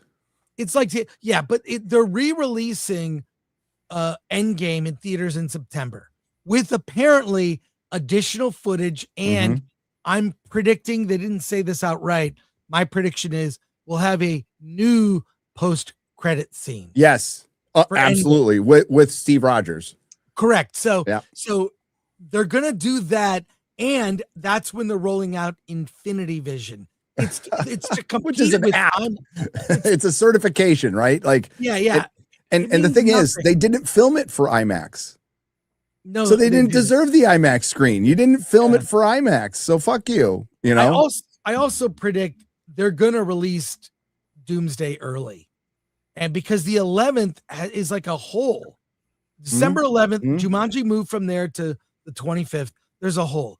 I think they could say we're doing fan screenings, limited, as a way to hype it, right? Yeah. Like, and everyone will sell out. I mean, the fact that Dune Part 3 has already pre-sold tickets and they're reselling tickets, you know, the Odyssey released tickets 1 year early. They haven't done that yet. Like, a lot of the marketing behind Doomsday have been complete missteps. The chair stream, the 4-hour chair stream you and I watched live. Oh my God. And then those like 4 trailers that connected that got like no reaction. Chris, Yeah, that was remember we can we can say saw this the whole now. thing. Yeah. So the person we both talked to warned us of the chair stream beforehand. So he said we're doing a thing. So be ready. So that's why Chris and I were like, we're gonna stream. But he didn't tell us exactly what it is until it started. And I'm like, what the fuck is this, dude? He's all, oh wait, it goes on for a lot longer. I'm like, whose idea was this? He's all, I don't know. It was the dumbest fucking idea I've ever heard. But we had to do it anyway. And I'm like, what are we doing? Like, is there going to be a trailer at the end? Nope. I'm like, why? Why are we doing this? And they filmed chairs that they didn't even show, like Hugh Jackman and Ryan Reynolds, because their names weren't on the dotted line yet. But it was funny listening to somebody internally at Marvel going, this is terrible. I don't know why we're doing this. Somebody made a great point here on X. Other people have made it, but I think it's worth repeating. Okay, about like Endgame and all this stuff. After Thanos snapped half the universe out of existence, there was 5 years of peace, no major villains, no major threats. But as soon as the Avengers undid the snap, chaos erupted and new villains started popping up everywhere. Thanos was right. I would go further. I would say, I wouldn't go into Falcon and Winter Soldier territory. But I would say at the end of Infinity War, you could probably end the phase there. Thanos was right, because I would take it one step further. During that 5 year that 5 year blip, it wasn't peaceful. They brought in the bench, right? And afterwards, we saw what the Marvel bench looks like, and it's terrible. It is legitimately terrible. Marvel is Captain America, Iron Man, Thor, Hulk, Spider-Man, and X-Men. That's what Marvel is. You can, and one of my favorite characters, Daredevil, you can add him as a B, C character, but same with DC. DC is basically 3 or 4 characters. We could argue about what the third or fourth is, but it's fucking Superman and Batman. That is, well, it's actually Batman now, but that's all DC is.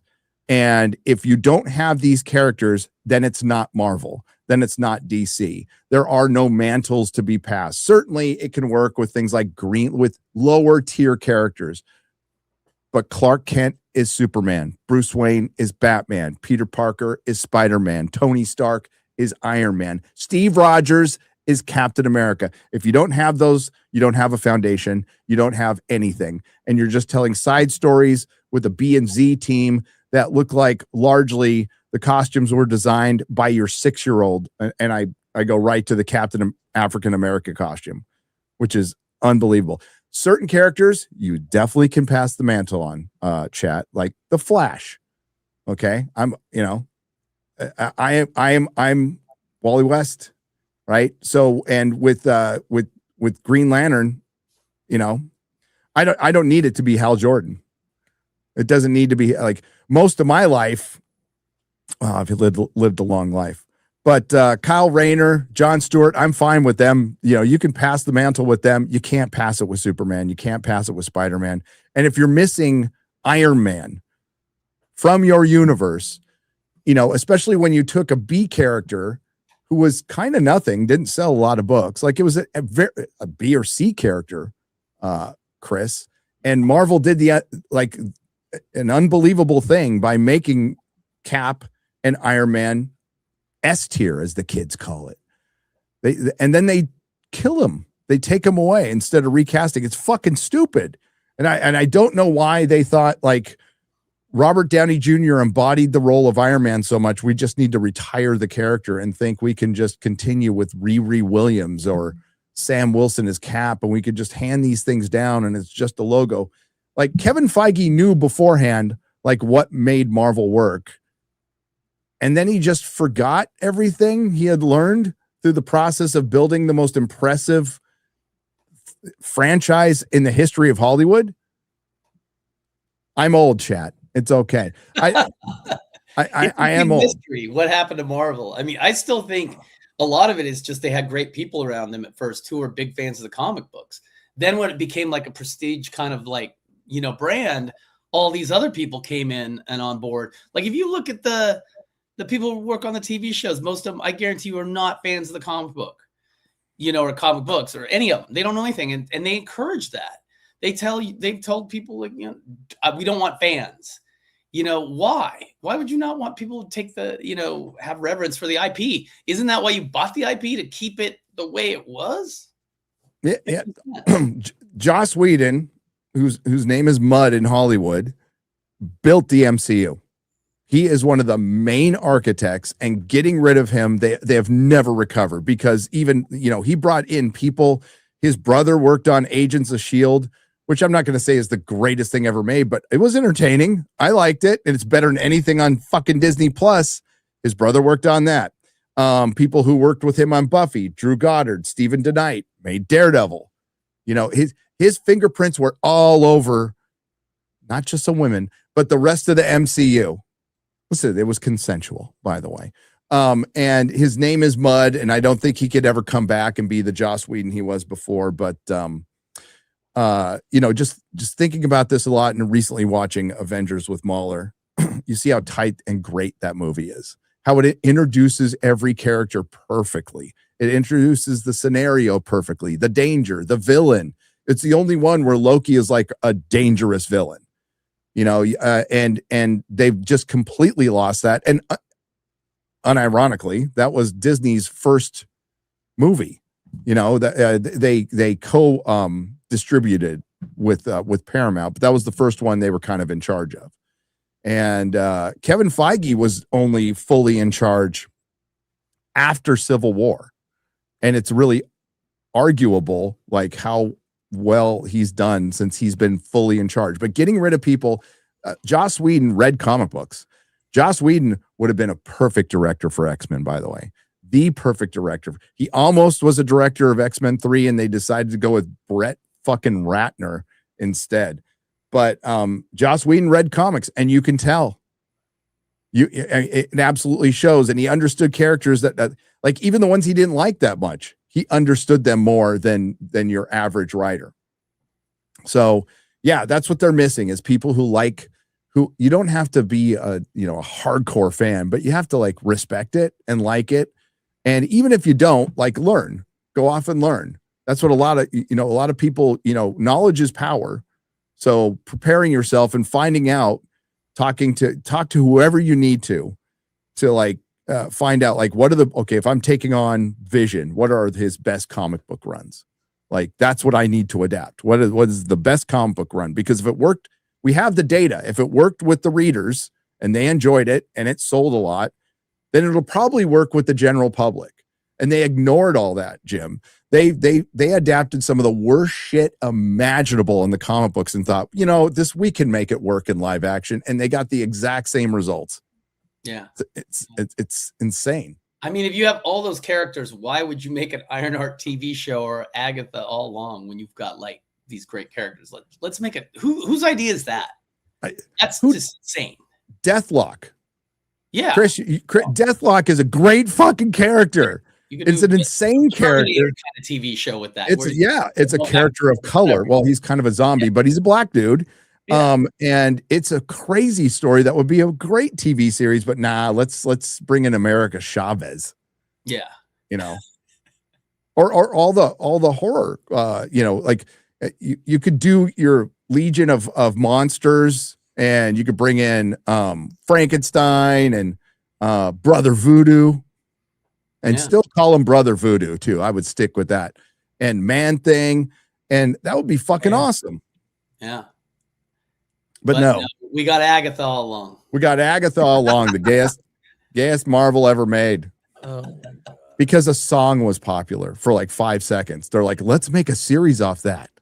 Yeah. You know what film they should have made into a TV show should have been Shang-Chi. They should have done it like a spy TV show, you know, super badass with a bunch of 70s influences, part martial arts film from the 70s, part like spy film from the 70s, but make it contemporary and have him just going around the world kicking ass, fighting everybody. And that would have been awesome. Kung fuing the shit out of everybody. And like you get the best fight choreographer you can find.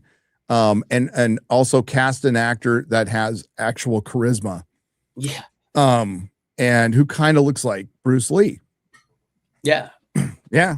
That was, I mean, Shang-Chi was a great comic in the 70s. That it was. Everything they did in that was amazing. The art in that comic was always next level. Like it just. Gulacy, did he do a lot of that? Yeah, Gulacy did a lot of it. Yeah. Yeah, they tinted his skin yellow. So what?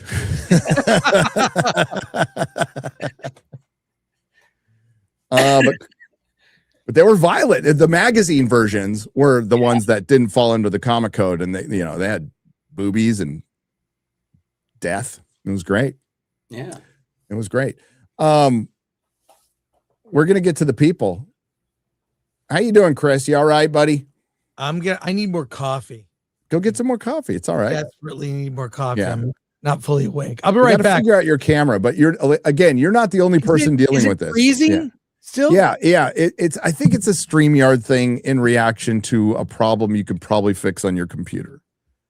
But I'll look at my CPU, my MCPU. Your MCP, yeah. Your CPA, your NAACP. I have a Mac, so hey, wait, before you go to coffee, did you see Michael? No, I'm seeing it tonight, actually. Okay. I hear it's not great. I hear it's like two-thirds a movie. And it just ends. Music videos and concert recreations and this thin on story and non-controversial. So I like the music. I grew up loving Motown and Michael Jackson. I like Michael Jackson in the Jackson 5. Not when he went solo, I thought that was kind of lame. But I like the Jackson 5 because I grew up with it. Yeah, I was more of a Prince guy. I love who Prince just passed the anniversary of his death just passed. But yeah.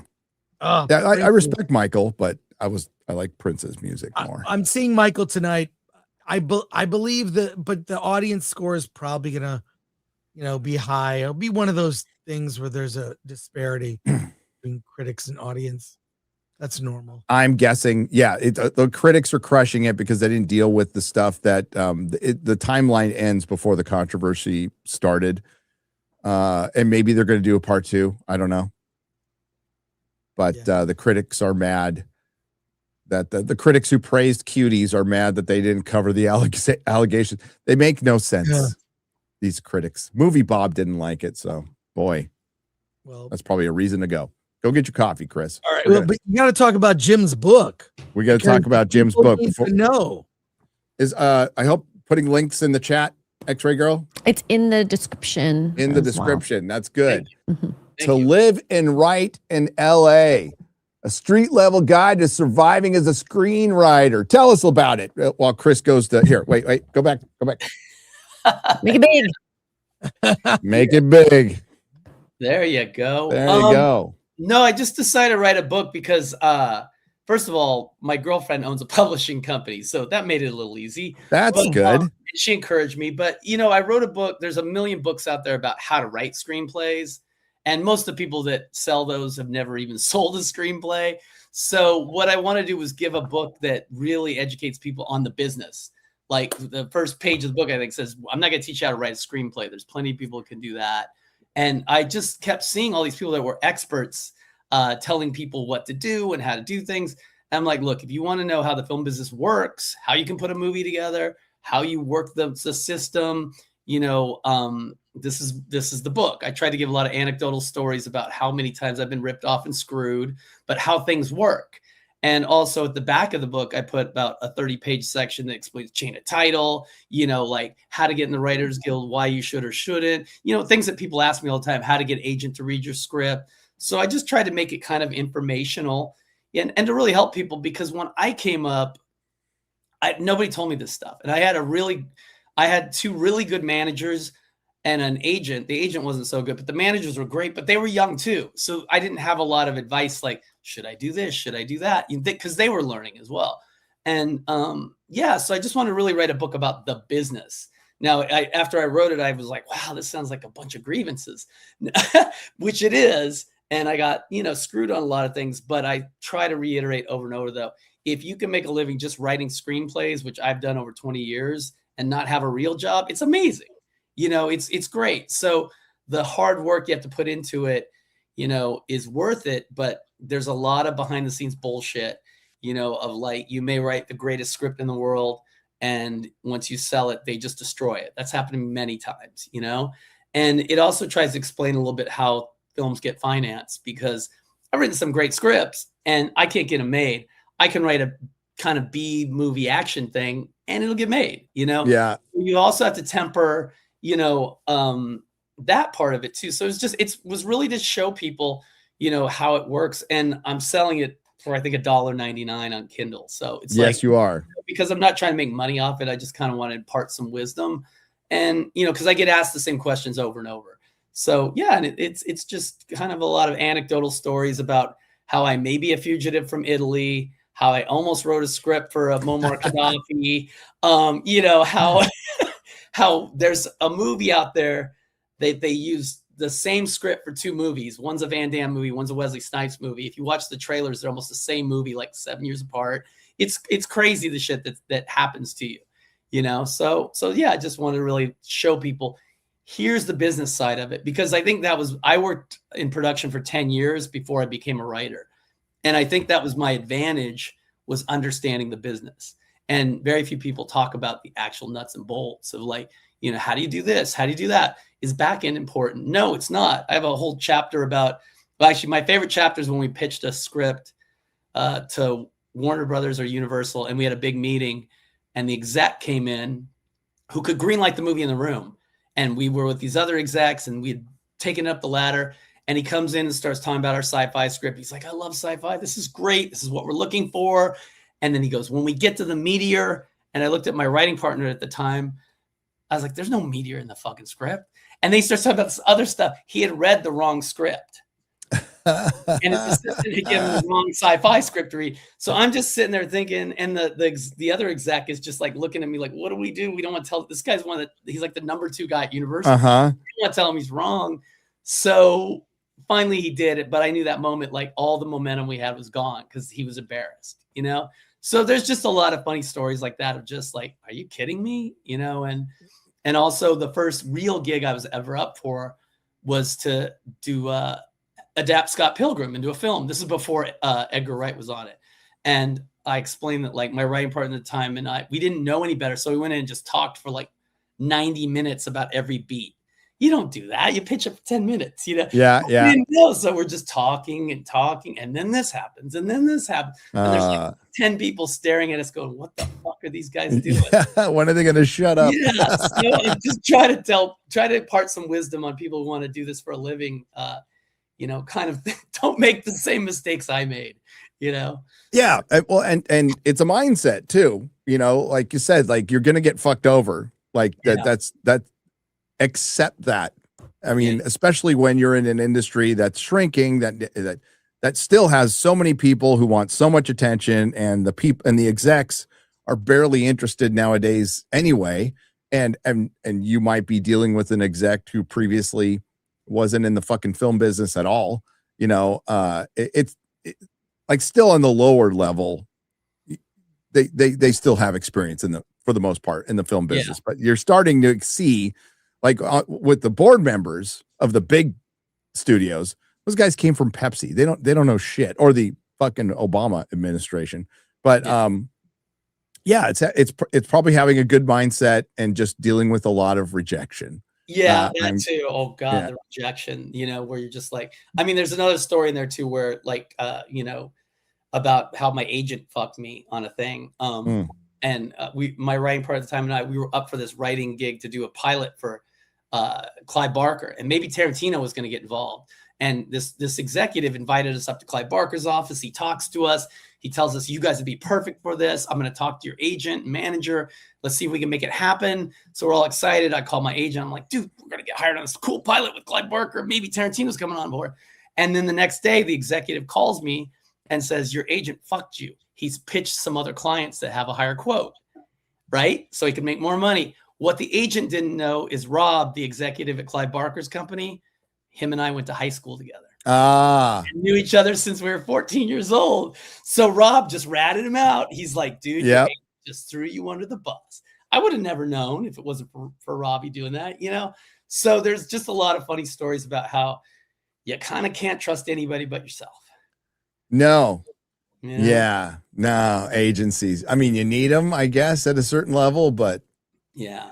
I mean, mind you, I've had a couple really good managers, but I have one really good TV agent, but it's just it's not a magic bullet. I talk about that in the book. An agent doesn't create a career.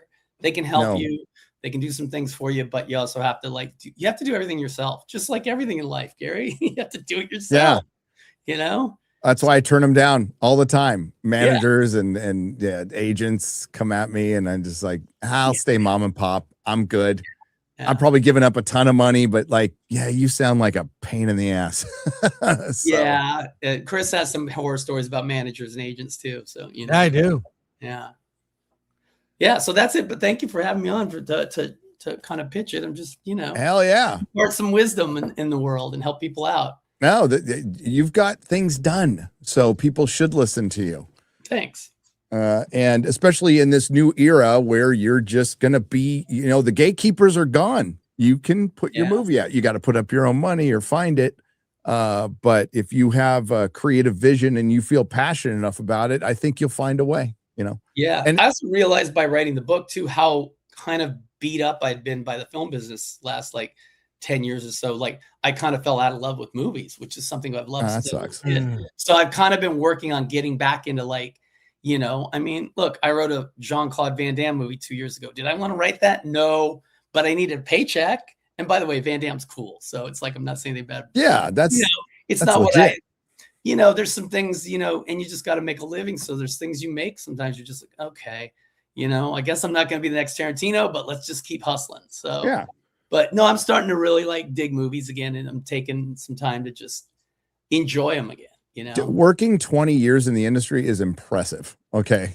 Thank you. That is Project 50 Mary years. Feel good. Project Hail Mary made me feel good about the business again. So, you know what? It made me feel good about movies again. I felt good when I walked out. It's a movie that kind of stayed with me, and it was just on the feels. It was that was such a uplifting movie about the end of the world. And we need more of that. And even what the Hollywood Reporter of all people came out with an article saying Hollywood needs, and they called it Hope Core. Yeah. Oh, really? Yeah. And I'm like, yeah, I actually agree with that. Hollywood needs a lot more of that. That's why they exist. When things are kind of shitty, it's really nice to escape from that and, go something that puts a smile on your face. Not everything has to be fucking nihilism. And, Hope Core. I like it. Yeah. Maybe they remember there was this movie called A New Hope that pretty much was the basis for everybody's, childhood. So, yeah. And it came out, as Chris remembers, and you remember too. Yeah, we're old, in the 70s, which absolutely sucked. Yeah. Chris, do you remember being in gas lines? With your parents? I remember gas lines. I remember gas just getting crazy expensive. I remember, you didn't. Well, probably because you were in Michigan. But you grew up you're from California, right, Gary? Yeah, I grew up in California. I did too. And they had the even odd days. I remember my dad going, yes, end of your license plate number. If it was even or odd, you could get gas on certain days. Yep. That really happened. And you sat in a line for a couple of hours, and this is the 70s. So we had the radio, this thing called the radio. And then your mom would be in control of it. So, the music is really hit and miss. Bee Gees. Lots of Bee Gees and fucking Neil Diamond. Okay. And listen, respect to Neil Diamond. Okay. Respect. I would never admit to liking him when I was a teenager because you would be called everything in the book, but I like Neil Diamond. So, Blue-Eyed Scorpio says, hey, favorite Gary. Hey, favorite Blue-Eyed Scorpio. What's up? Thank you for the 199. Gary, did you see Carol Lynn cosplaying you as the Nerdrotic simulator? Yeah. Game running a comic book store. No, well, she got the bundle apparently because she got the thief simulator and the comic shop simulator. Oh my God. I bought it. Simulator. Yes. I think like you can get it with extras for $8 on Steam. So I got it. Are you going to play it? Maybe. I mean, hopefully. I can't tell you how many games I bought and just never played, but it's on a good deal right now. Yeah. But yeah. Does it have you dealing with Diamond? Like, what is it from a time period? Or it'd be interesting if it's based completely on modern comic shops. So I'd have to figure out how to deal with multiple distributors. I think That'd be it's fun. I feel like they're not real distributors. No. So yeah. That could That be doesn't- you. That doesn't look like a comic shop. Well, What are you Big time. shooting people? some Do I of get to us. shoot customers? Do I get to shoot thieves? Yeah. I'll check it out. It's probably more real than Comic Book Men. Remember that show, guys? Comic Book Men. Yeah. I love when they'd explain everything to you. Like, no, this is a book, So Yep. for the audience, like none of these guys who work at comic book shop know what a Spider-Man comic book is, or something. This is the first edition of when the Punisher arrived, Yep. It's like, Oh, Amazing Fantasy 15 just walks into your comic store every day. It's just crazy. Got the milk. Now I just need to find some Newport, says Black Snape. I'm Black Snape. Do. That's not gone over well. Oh, that was I cannot, hilarious. I love it. I can't. I cannot believe the Harry Potter trailer got ratioed. Oh. That is unbelievable. They must be shitting their pants right now. WG for 100. Hail WG. Pretty good Showtime start. Well done, Gary. Hey, progress, not perfection. That's what we say around here, WG. Geeks and Gamers is raging about something. Sans Jeremy. Is he? You know what? Jeremy honestly doesn't rage that much, right? He's passionate, but it's not like he screams. Like it's Epic Mike on Daily today, right? And Beardo. And Beardo. Yeah, they're a little spazzy. Yeah. They're a little spazzy. Poor Steph's probably just sitting there like Steph, who's very chill, has to stand in between those two guys. Oh boy. They were talking about Mary Morgan's the whole Diana Pragmata thing, which I had to go through and understand, and us olds are not going to understand it. So long story short, correct X-Ray Girl, correct me if I'm wrong, or chat if I'm wrong on any of this. There is a game that people call Dad Space. It is a guy loses his crew, and there's a robot daughter program by some guy. Everybody's dead except for these two, I guess, in the beginning. And it's a really genuine and nice father-daughter story, right? And people like Hassan Piker hate it because it's traditional. And then Mary Morgan from Pop Culture Crisis came out with probably the worst take of the year. And listen, Mary Morgan's had some very good takes, okay?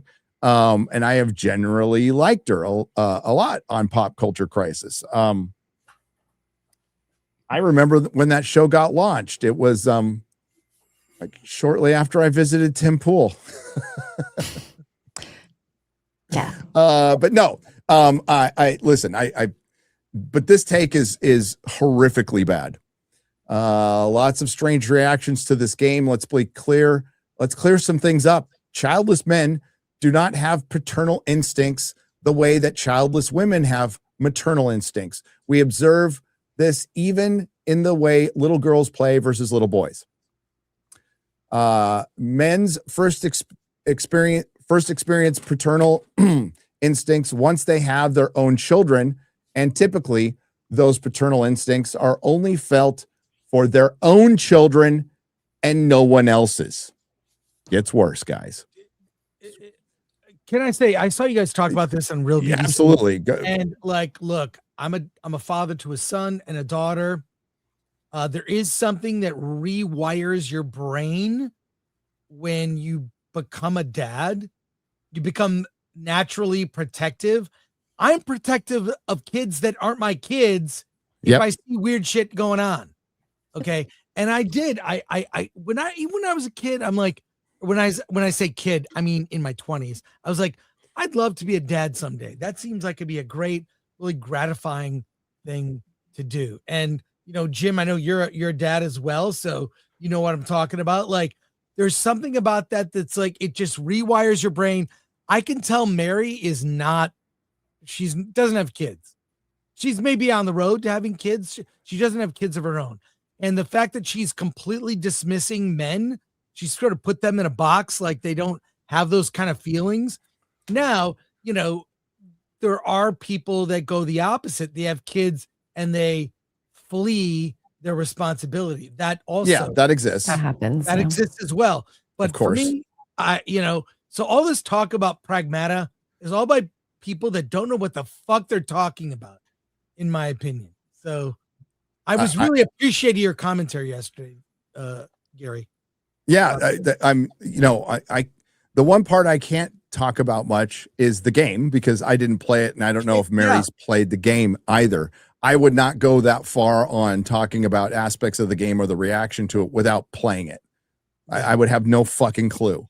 You know, that's why it's really important. This is a mantra of Chris and mine is watch what you're talking about. You know, knowledge is power. You like good or bad.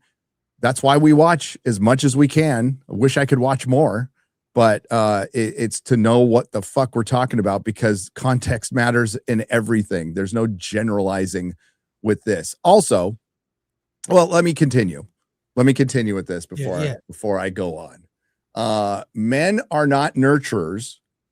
Men don't gush over cute kids in public. Men don't have baby fever. If a man wants to possess a child for any reason other than it being a product of his own lineage, he is likely a predator.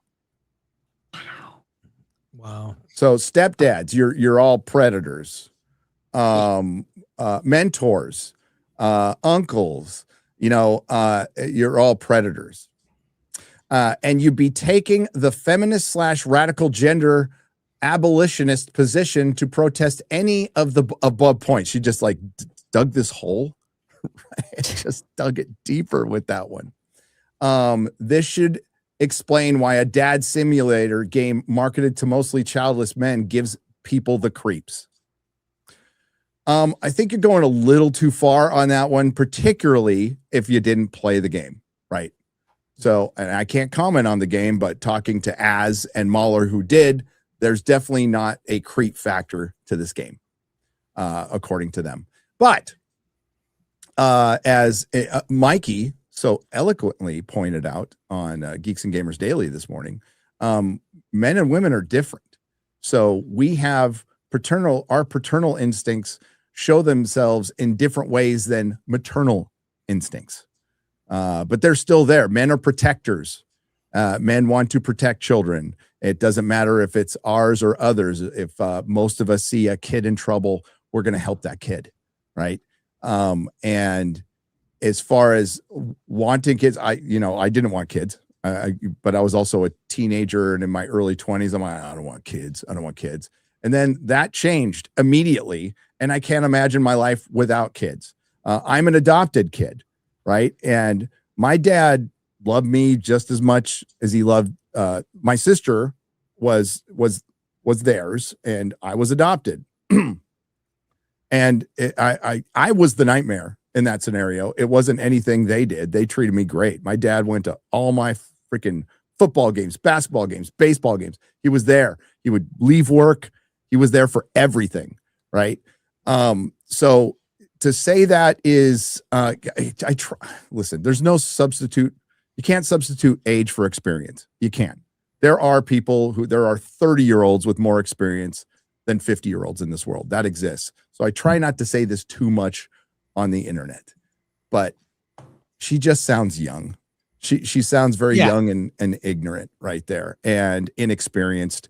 And I would I would really ponder on what I said if I had said that. And we've all said stupid shit before, but now it's on the entire internet to see. And then Tim backed her up, and I get why Tim wants to bring the heat off of his person a little bit. I get that aspect of it, but when Tim backed her up, he tried to explain it in a way that she didn't say. She sounded very definitive in this, so she is getting roasted on the internet, and that's how the internet equalizes things. This is how it's equalized. But I would say before you pop off about a game or paternal instincts, have some knowledge about it. Well, You know.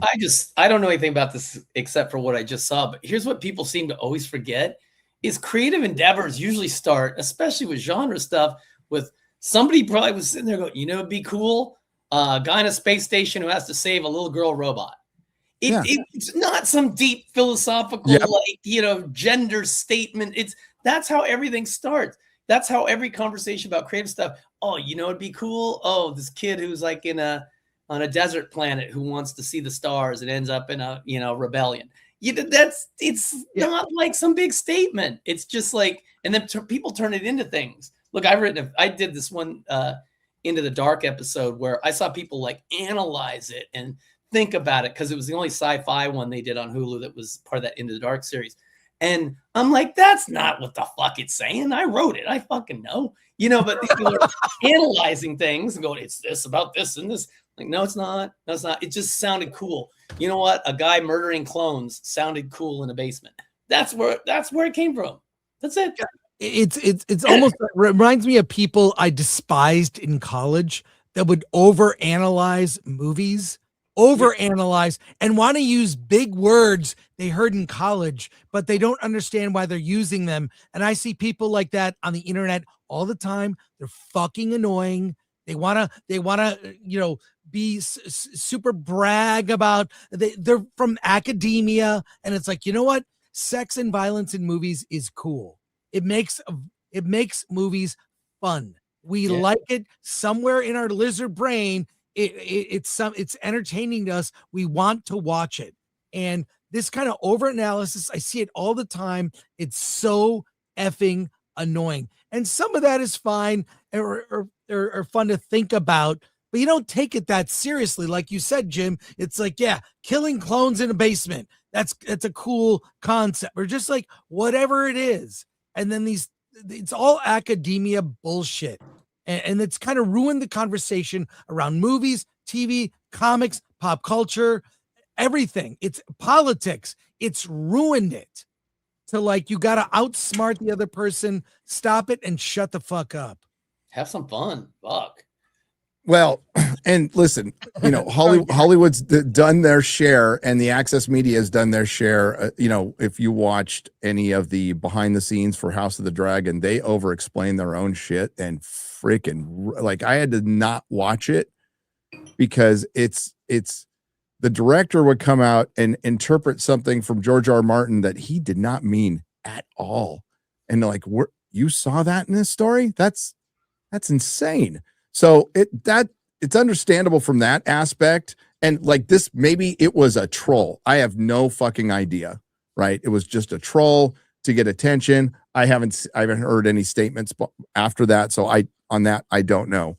But coming out and saying dudes only care about the children from their lineage is just stupid. It's just stupid. And makes all adoptive parents, even the good foster parents, although there's awful foster parents, believe me, awful foster parents, or stepdads, or an uncle has to come in.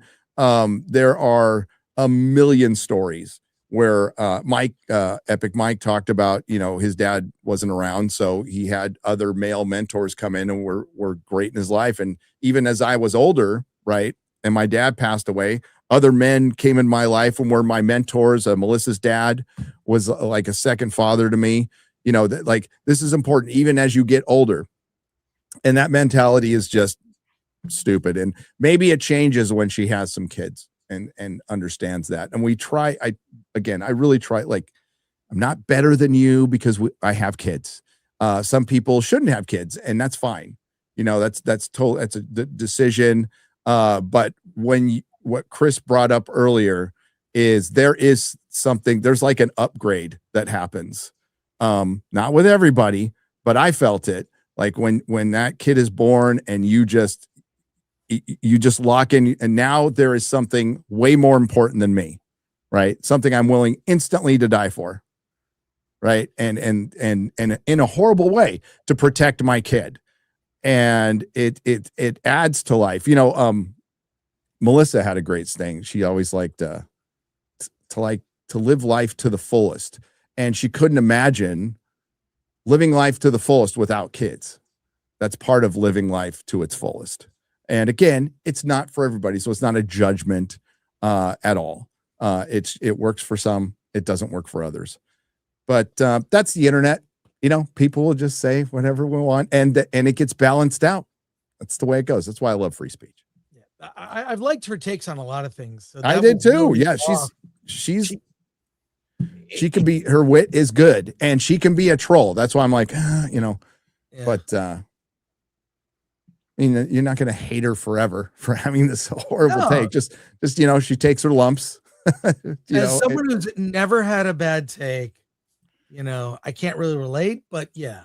Yeah, I've had bad takes. Yeah, never had a bad take ever in my life. And neither of you, Chris. Yeah, I haven't. Hail the panel, and oh my God, Daredevil sucks so bad. Oh boy. I'll try to be quick. Thank God. I'll try to be quick. Watching. So the latest episode brings back Jessica Jones. And if you didn't watch all of the Netflix stuff, you would have no fucking idea what's going on. And you barely have an idea what's going on. You have to make a lot of assumptions that are drawn from the comic books and from the Netflix show, because the way they bring her in is the task force attacks her house with her daughter there, and she fights them off, possibly kills them. And the daughter, they threw in like I don't think it was a grenade. I think it was like a smoke bomb or pepper bomb or whatever. And the kid's playing with it while it's counting down. And then Jessica Jones beats the shit out of everybody, walks in and goes, "This isn't a toy," and turns it off. If you hadn't watched any of that or known about the relationship between Jessica Jones and Luke Cage in the comic books, you'd be like, what's going on? I have no idea what's going on here. Are they still in New York? Does the task force have jurisdiction here? So they introduce her and they bring her in later, and she meets Daredevil, and she talks about the CIA was trying to lure in superheroes, and she insinuates that Luke Cage might have done some work for him. So he's not around. So he might have abandoned his daughter. By the way, it's Luke Cage's daughter. She's with her and Luke Cage's daughter. And she talks about she loses her, since she had a baby, she loses her powers like randomly sometimes. And they go fuck up a warehouse. And then it's here where it just kind of, that was it for me. So they have an action scene with Daredevil and Jessica Jones that should have been kind of easy to do, fighting a bunch of cops in a warehouse, kicking their ass. And it was so paint by numbers. And I'm like, oh, again, Disney can't make Marvel anymore. Marvel can't make Marvel anymore. When you have the returning actors from a show that was really good, characters that people like, missing the writers, and you come in and it's just, at its best, it's paint by numbers. At its worst, it's absolutely cringe. They tried to make Kingpin like this badass in this episode, and like, it was a good creative choice. He doesn't say a word until the very end. So he's in it because Vanessa has just died. I don't care that she died at all. She became an annoying girl boss, a character I actually liked. He doesn't say a word until the end when he fights Daredevil, and it should have had impact, but it really didn't. And then like the whole funeral for Vanessa leads out. Chris, there was people with no kings posters, really, Was subtle. it no kingpins? No, it should have said that, but it said no kings. That's It stupid. said no kings.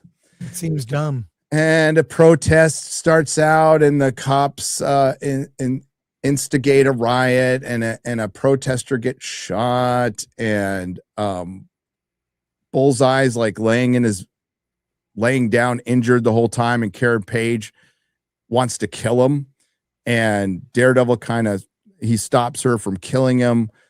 And yeah, what they've done to Karen is unbelievable. A character I really, really liked has turned into just nothing. So she just wants to kill Bullseye, and Daredevil won't let her. And he's like, "What's happened to you?" And that's the question I have as a viewer. It's like, "What's happened to you, Karen Page? Like, what the fuck has happened to this character?" So we get to the end, and there's a couple of callbacks to like Marvel Comics covers, which is nice to see. But by the end, I'm just like, I don't care. We're 6 episodes into the second season. Kingpin isn't the Kingpin. Daredevil's a guest star in his own story. You just introduced another character. And half of it, most of the story was BB and James Gandolfini's son. That was a big chunk in the middle. It's like, I don't care about any of this. Kill them both already, please. So yeah, Daredevil is barely in his own show. I tried to keep that short. Free is always good, says Real Nick Nero. Yes, it is. Yes, it is. On the Clear Lake buying the Padres, Gary, in spite of spending in excess of 1.5 billion pounds since their takeover in 2022, Chelsea are on their worst run of results since 1912. Not a typo. The year the Titanic sank. So good luck. Yeah. I am not happy about this new ownership group at all. It looks like a woke philanthropy group. Just going to come out and say it. It looks like it's a couple hedge fund manager, but the couple is doing it outside of that, and the married couple own it. And we all know marriages amongst movie stars and uber rich people last forever. So yeah, I don't like it. I think buying sports teams has become almost like the film business. A lot of the film business, there's just people who don't enjoy sports but think it's cool to buy one. Yes, buy a team. Same thing with like people in the film business who don't like movies yet want to be making movies. So yeah. So the owner of the Warriors wanted to buy him, and I didn't want him either. Screw that guy. But this was, it's Padre baseball. Anytime we get good, we find a way to fuck it up. So I'm a bit of a doomer fan, a little bit. Really, if you think about pro sports, the one team that doesn't have an owner is Green Bay, and they're always great every year for the most part. Yep. They sell shares. They have a CEO. Melissa's uncles and her dad all had stock, and because they live in the area. And yeah, they function in a place. What is the population of Green Bay? It's like 150,000. So it's very small. Yeah. Very small town. Talked about moving it to Milwaukee forever, but no, Lambeau's awesome. Lambeau's great. They always fill that place up. The people drive from everywhere in Wisconsin to go to those games. And the brats are unbelievable. Unbelievable. Yeah. Gary, please don't think I'm wrong for writing this, but it's been a long time. So please don't think I'm Wong for writing this, but it's been a long time. And I think about this. It's Wong that Marvel make Wong the Sorcerer Supreme and Black Wong cap so many Wongs. So many Wongs. Yeah, Wong being the Sorcerer Supreme is fucking stupid. Utterly stupid. It's dumb. What's the point of Doctor Strange then? In anime's Wong, if anime's Wong, I don't want to be right. I'm here all week. Matthew Hammond, what percentage of U.S. production issues are unions? Jim? Large part of it, large part. And it's not that people don't want to hire unions, but they just, it costs so much. That's why they go to other countries. Again, like I said, they don't have, we don't have socialized medicine. A lot of other places do. I'll just give you one example too. Sometimes it's just, it's hard to work with unions, even on indie films. We were doing one movie where the gaffer who does the lighting on the set was pressing the hazer between takes, which is just a smoke machine. When you fill up the area with smoke to diffuse the lights. And someone from IATSE came by the set and said he can't press that button because he's the gaffer. So we basically had to hire another person just to press the button, even though the gaffer was fine pressing the button. He didn't care. So it's like, those kind of things happen, and they don't really, it's not there's not a lot of communication with productions and, IATSE especially, and even SAG to some extent. And, because they don't see eye to eye. Their agenda is not the same, so that's just the way it is. But yeah, it hurts. It hurts. I'm not saying that unions are bad because I'm in a union, but sometimes the way they operate, I don't know why IATSE doesn't let people like maybe for 30 days out of the year, 60 days out of the year, work on non-union films, so they can get a job and work, but stay in their union. So it's just an old system that hasn't really been adjusted for the way things are now. So yeah, a lot of it. Yeah, I'll say it. The union is there to preserve itself, not to keep workers working, which is supposedly and protect workers. Yeah. You're not protecting a worker if you're not allowing him to work, Yeah. And make money. Then he can't pay his union dues. Remember, Gary, Magnus did nothing wrong. That's right. From Fargate. He was told to do nothing and he did it wrong. I almost said Wong right there. Robert Hayes. I almost said Wong. So nice to finally see a Dodger hat on the show. No. Hey, best team money can buy. Yeah. Tawny's the best baseball player I've ever seen. Guy's unbelievable. Yeah. H.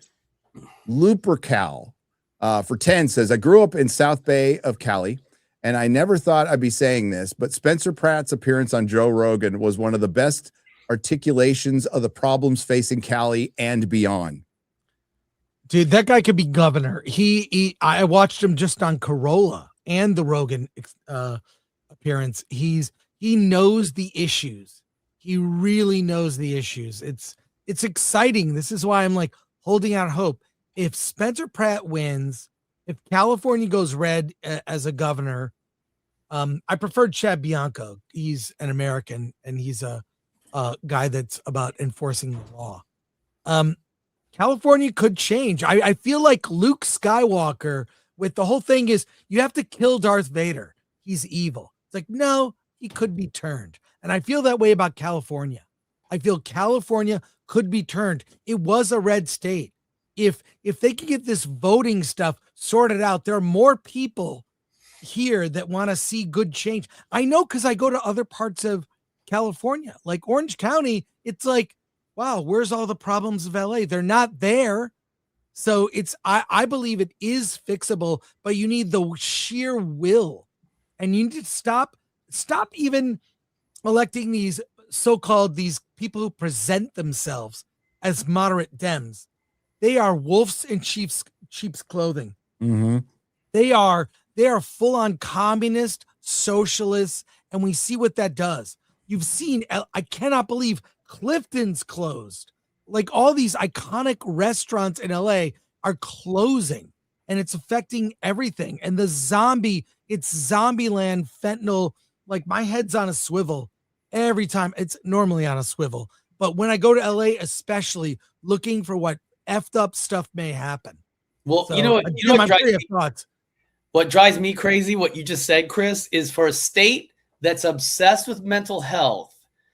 What about the 99% of people who are not mentally ill, who are constantly affected by the less than 1% that are walking around the street with samurai swords, screaming at the sky? Because we've all been at a cafe somewhere or a coffee shop where no one cares if a homeless person comes up, can I have $5 and they're a normal person.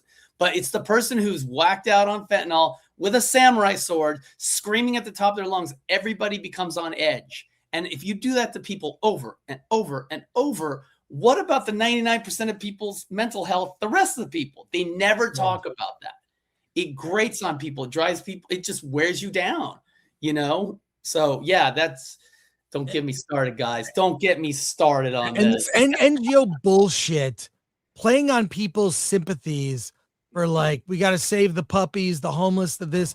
I will give money to a person. If I see a homeless person, I will give money or a bottle of water or whatever. I will never give money to a charity. I don't trust them. No. When you see these like huge salaries, you are funding. They're not solving the problems. It's disgusting. I'm all about Spencer Pratt. I'm all about, but I'm 50-50 on if the election will go. And also people that are like just your average normie that doesn't pay attention. Like, oh, I vote Democrat all the time. It's because they're the good ones. Like, well, stuff really needs to be fixed. So I'm cautiously optimistic. Well, California doesn't elect representatives; they cast them. We cast them. Yes. Like Karen Bass looks like she should be in a movie. Like the Black Power mayor, which Batman. So let's elect her. It's casting. It's not the best person for the job ever. Nope. And they'll say, what does Spencer Pratt know? And then it's like, but so-and-so was a community organizer before they were on the city council. What does that mean? Yeah, but ultimately, if you want to be effective in government, it's not sexy. It's planning and boring meetings and making sure you're following the law and just a lot of boring shit. And I kind of feel like people like Newsom, especially Newsom, and Bass are like, it's an honorary position. I need to look like I'm doing the job, not actually do the job. I follow her social media feed. She is so full of shit. Oh, yeah. She is so full of shit. But what gives me faith is reading the comments. Everyone calls her out. Well, we were talking about production. They passed that. Like, there's a state incentive that sucks in California. And then LA City passed like something with Film LA. I forget what they call it. That is the biggest joke in the world. If I produced a $2 million movie in LA, you know how much that would save me? Maybe $5,000. Maybe $5,000. And they're bragging about, look what we're doing with the permitting system and this and that. Yeah, okay, you save 0.001% of a budget of a movie by staying here. Instead, I could go to Alabama and get 30%. I could get a check for $600,000 versus your $5,000 save. Thanks. That's really going to keep people there. I don't have to convince anyone here, but Gary, Newsom, the worst governor, like I just in the country, and he is all about how he looks. It's all about the appearance of actually doing something and not. I can't think of one thing he's actually done that serves the people. And this Nick Shirley act that they're trying to impose, that is an overreach beyond the pale of the First Amendment.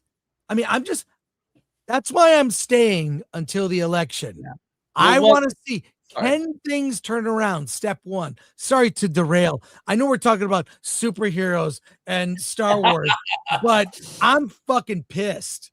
So, I'll just add one tiny thing about that Nick Shirley thing. It's like they passed that through the legislature for votes so fast in like 3 days. Have you guys heard about these other problems like homelessness, cost of living, gas prices, and so on and so on and so on? But yet they can get really organized about a Nick Shirley act. Like, what are we doing here? And these are the people saying no kings and worried about authoritarianism, which that is pretty much the definition of it, And the same people who are like, oh my God, Jimmy Kimmel's getting canceled by the government. But let's be for the Nick Shirley Act because we don't want to expose corruption. Yeah. Yeah. It's about preserving a job. It's not about doing it. That's what being governor of California is. And he got to ride a pretty successful wave in his first term and still got recalled. Yeah. Hi, panel and chat. Thanks again for always being there to chat. Cheers for all of your work, X-Ray, Chris, and Gary. You all in chat, fucking awesome. Would you sign your book at the UK meetup, Gary? By the way, Witcher season 1 was good. Was so good, a shame. Yeah, I have to go through some processes to get to the UK. X-Ray girl, I'm sure you've been privy to that. Have you not? They changed their visa thing, so I have to apply for Americans. Yeah, we have to apply for visas. Oh crap! Yep. I think you can do that on app though. They made it. Yeah. You know. I hope it's like the Egyptian visa. You just Well, the problem is I need a special one because of my past.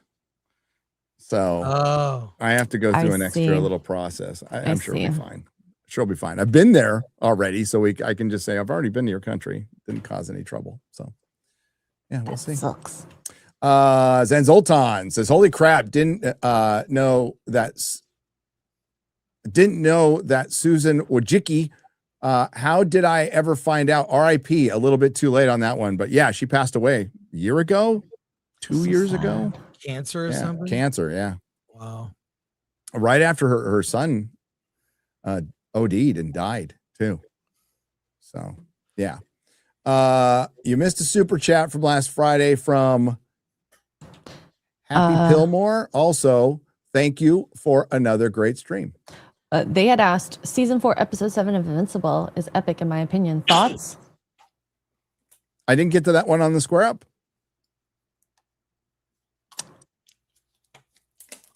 Or maybe they meant on Friday. Yeah, I'm pretty sure I got to that one on the Square Up, but I stopped watching because I remember answering his question. I stopped watching Invincible around season 2. I dipped out.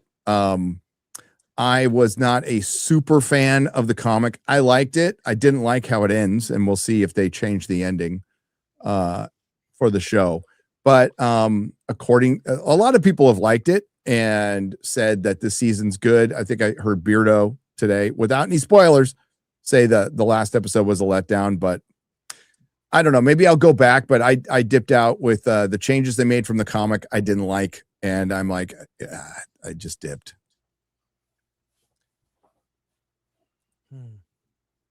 Sorry, late. Beardo won't stop rambling. It's okay. Beardo can ramble. He's free to ramble. Thank you for the $5. Master Austin for 50. Hail panel and fellowship. And in case Jim is still here, which he is. Jim, do you have a favorite place to eat in San Diego? Gary, did you ever have a favorite place to eat in LA? Chris, favorite place to eat in either city? X-Ray Girl, same question. Wow.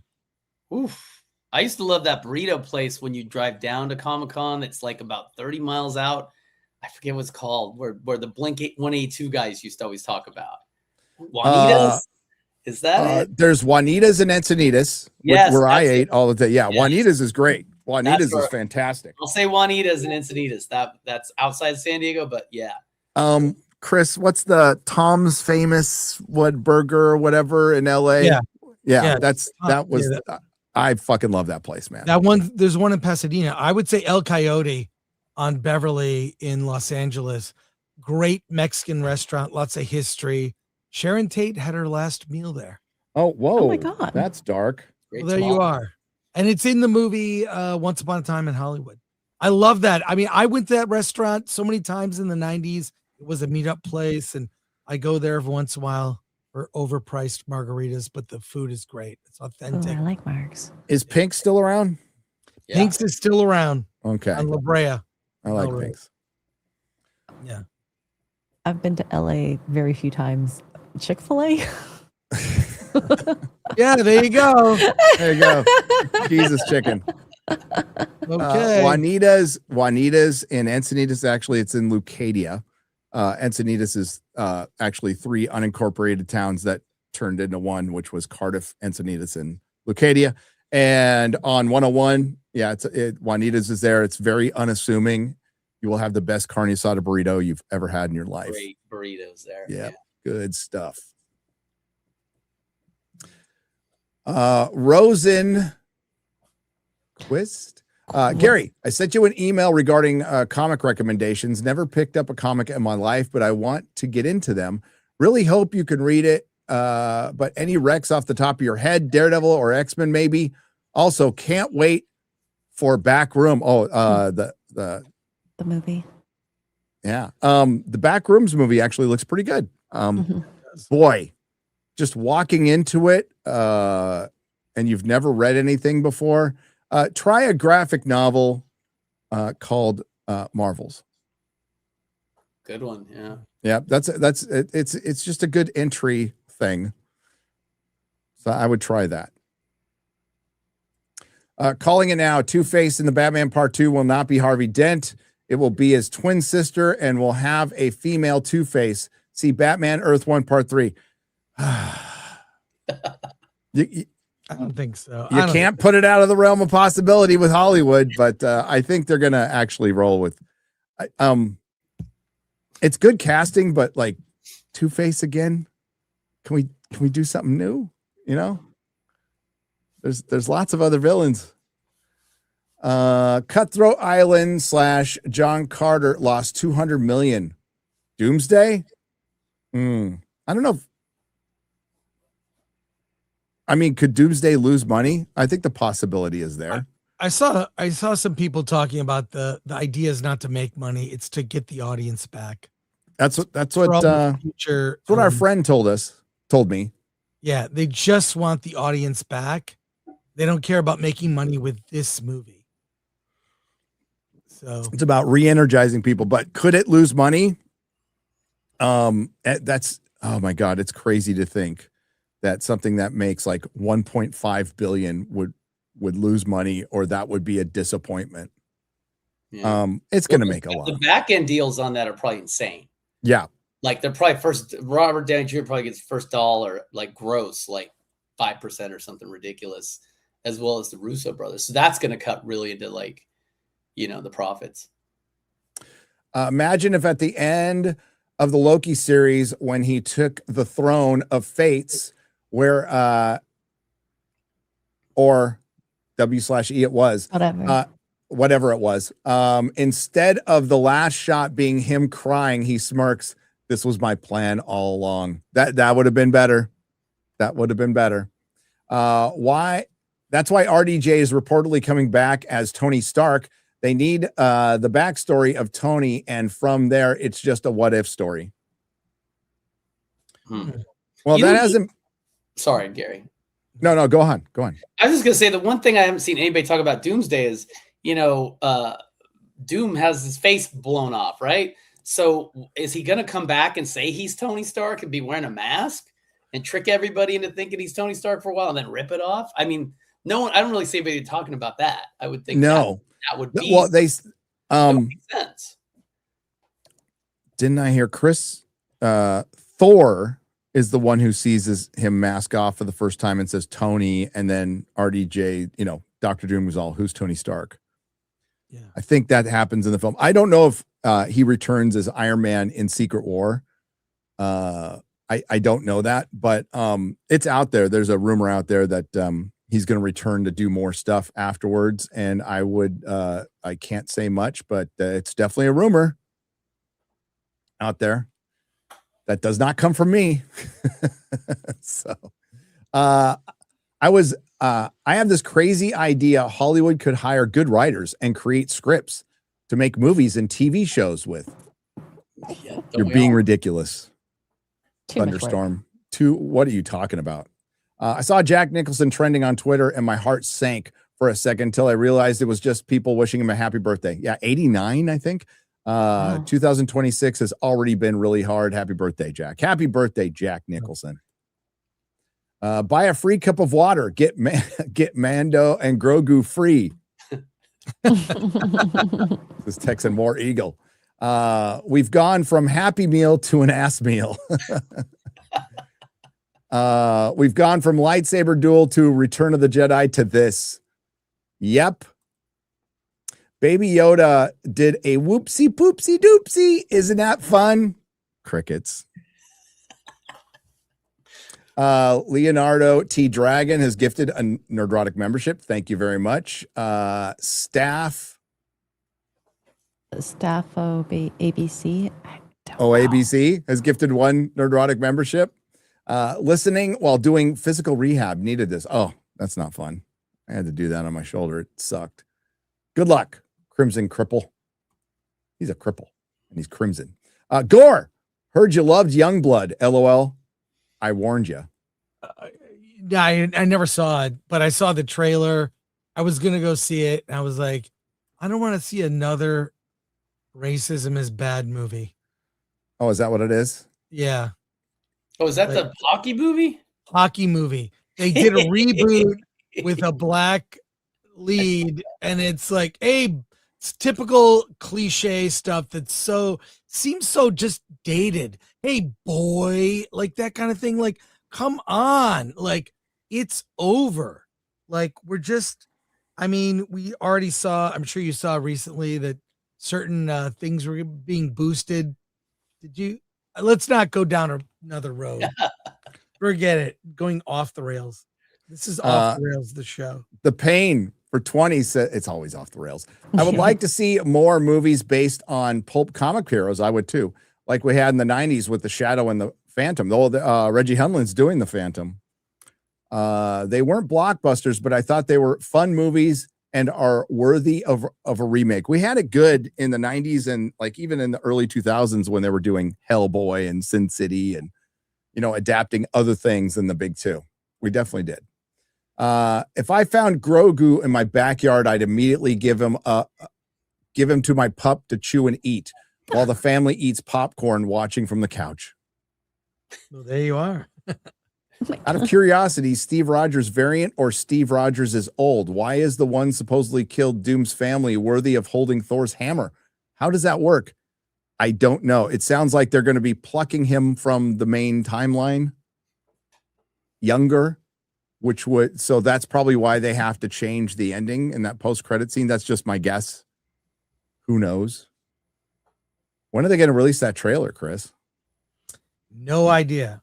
But I got to bust your balls a bit. We're going live when Alan and I were going live. We thought, remember, I sent you a link to come on our show. I was going to tell you everything. This was last Thursday. You got all excited. The Doomsday trailer is going to drop. And I sent you a link on your phone and I DM'd you on X. Yeah, but you also told me I should stream it myself. I said, yes. No, I did say that, but I said, let us tell you what we saw. Well, I was hoping pass off to you. I was hoping they would drop the fucking trailer and they didn't, because I was going to do a quick reaction that we could throw on Daily, and it just never fucking happened, dude. Yes, I had to change the title and everything, and we just watched the fucking Grogu trailer. I told people you were going to come on. You ended up not coming on, and other people are busting my balls. So I'm in return busting yours. Okay, well, bust my balls. Consider them busted. I am going to blame Marvel. They should have released the trailer. They should have released the trailer, fuckers, and then I would have done my reaction and jumped on your stream. Sorry. Either way, it's all good. Wow, X-Ray Girl has bisexual lighting now. Yes. She had it before, but it's just more. It's more bi. It's way more bi. MJO Skyver says it'll be forever surreal to me that I used to watch Chris Gore and Attack of the Show DVD Tuesdays back then and chilling with Nerdrotic nowadays. Chris, you're right. That. Project Hail Mary. Yeah, dude. I've told the story a million times. I would have never have watched The Losers if you hadn't recommended it on DVD Tuesday. And I watched it and I love that movie.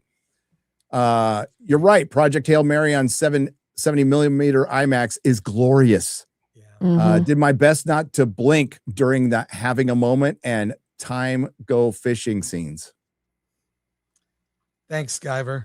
Appreciate you. Hail Gary and panel. Glad your shirt arrived. Yes. I saw this shirt at the meetup. I'm like, I need that shirt. You know, you didn't have to buy it. Just tell me where to buy it, but he bought it for me. So thank you.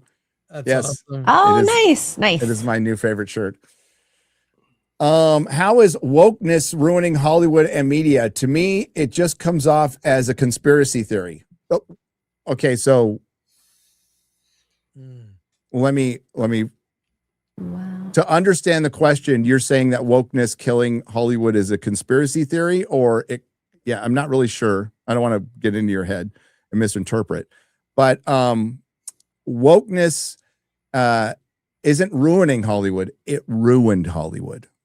It is past tense, and it is an undeniable fact that it was a conspiracy. And I never thought it was, as I went on this journey covering film and TV and talking to people anywhere from Jim to a lot of others, and got a lot of information on where the mandates came from and why so many things changed so radically within a certain period of time between 2015 and 17. And they went against the grain of trends, which Hollywood has never done before. Hollywood doesn't create trends. It is downstream from trends. It is the end user of trends. Trends start in independent spheres. They start from the streets. That's where they start. Hollywood is where they go to die.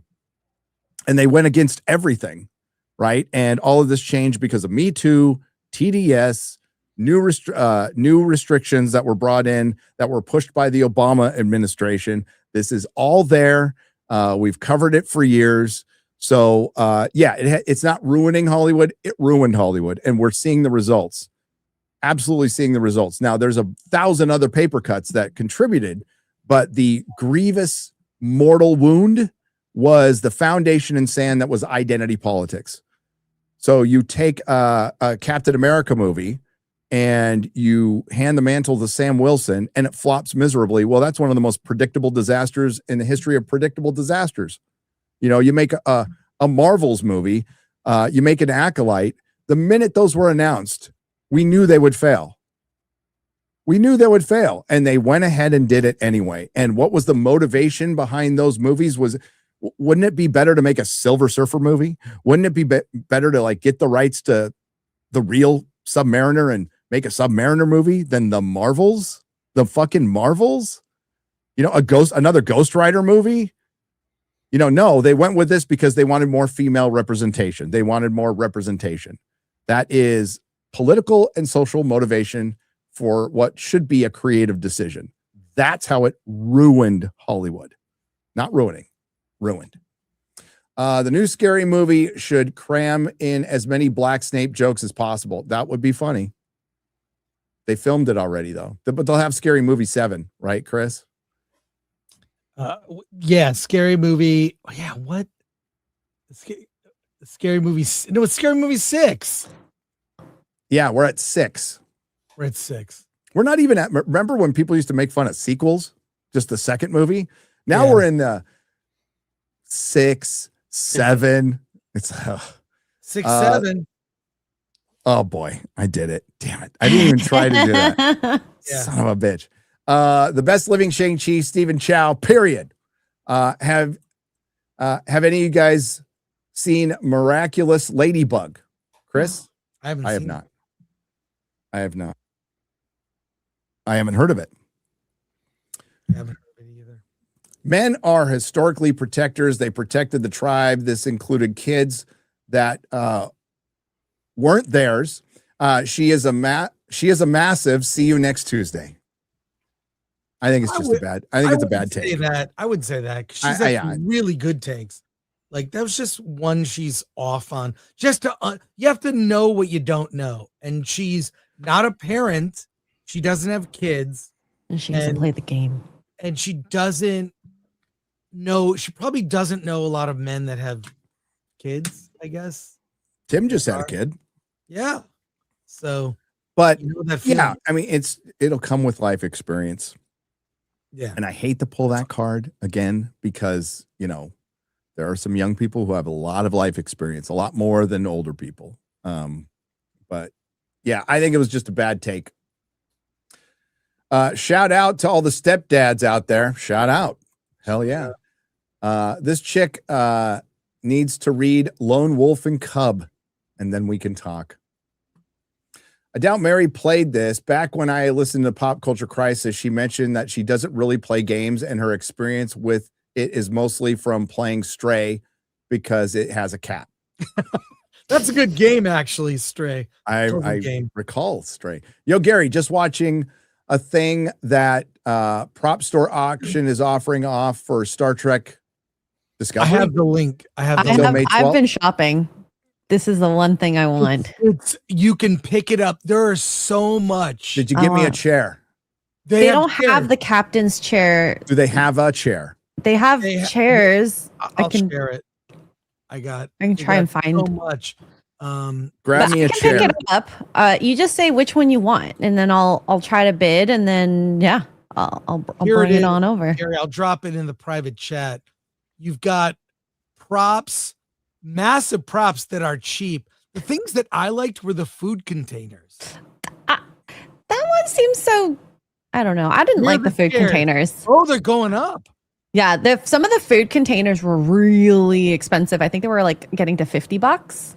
Well, grab me a chair that works as a chair, X-Ray Girl. So the one in the middle, right there. So $575. Not one with like out of base. Yeah. Grab.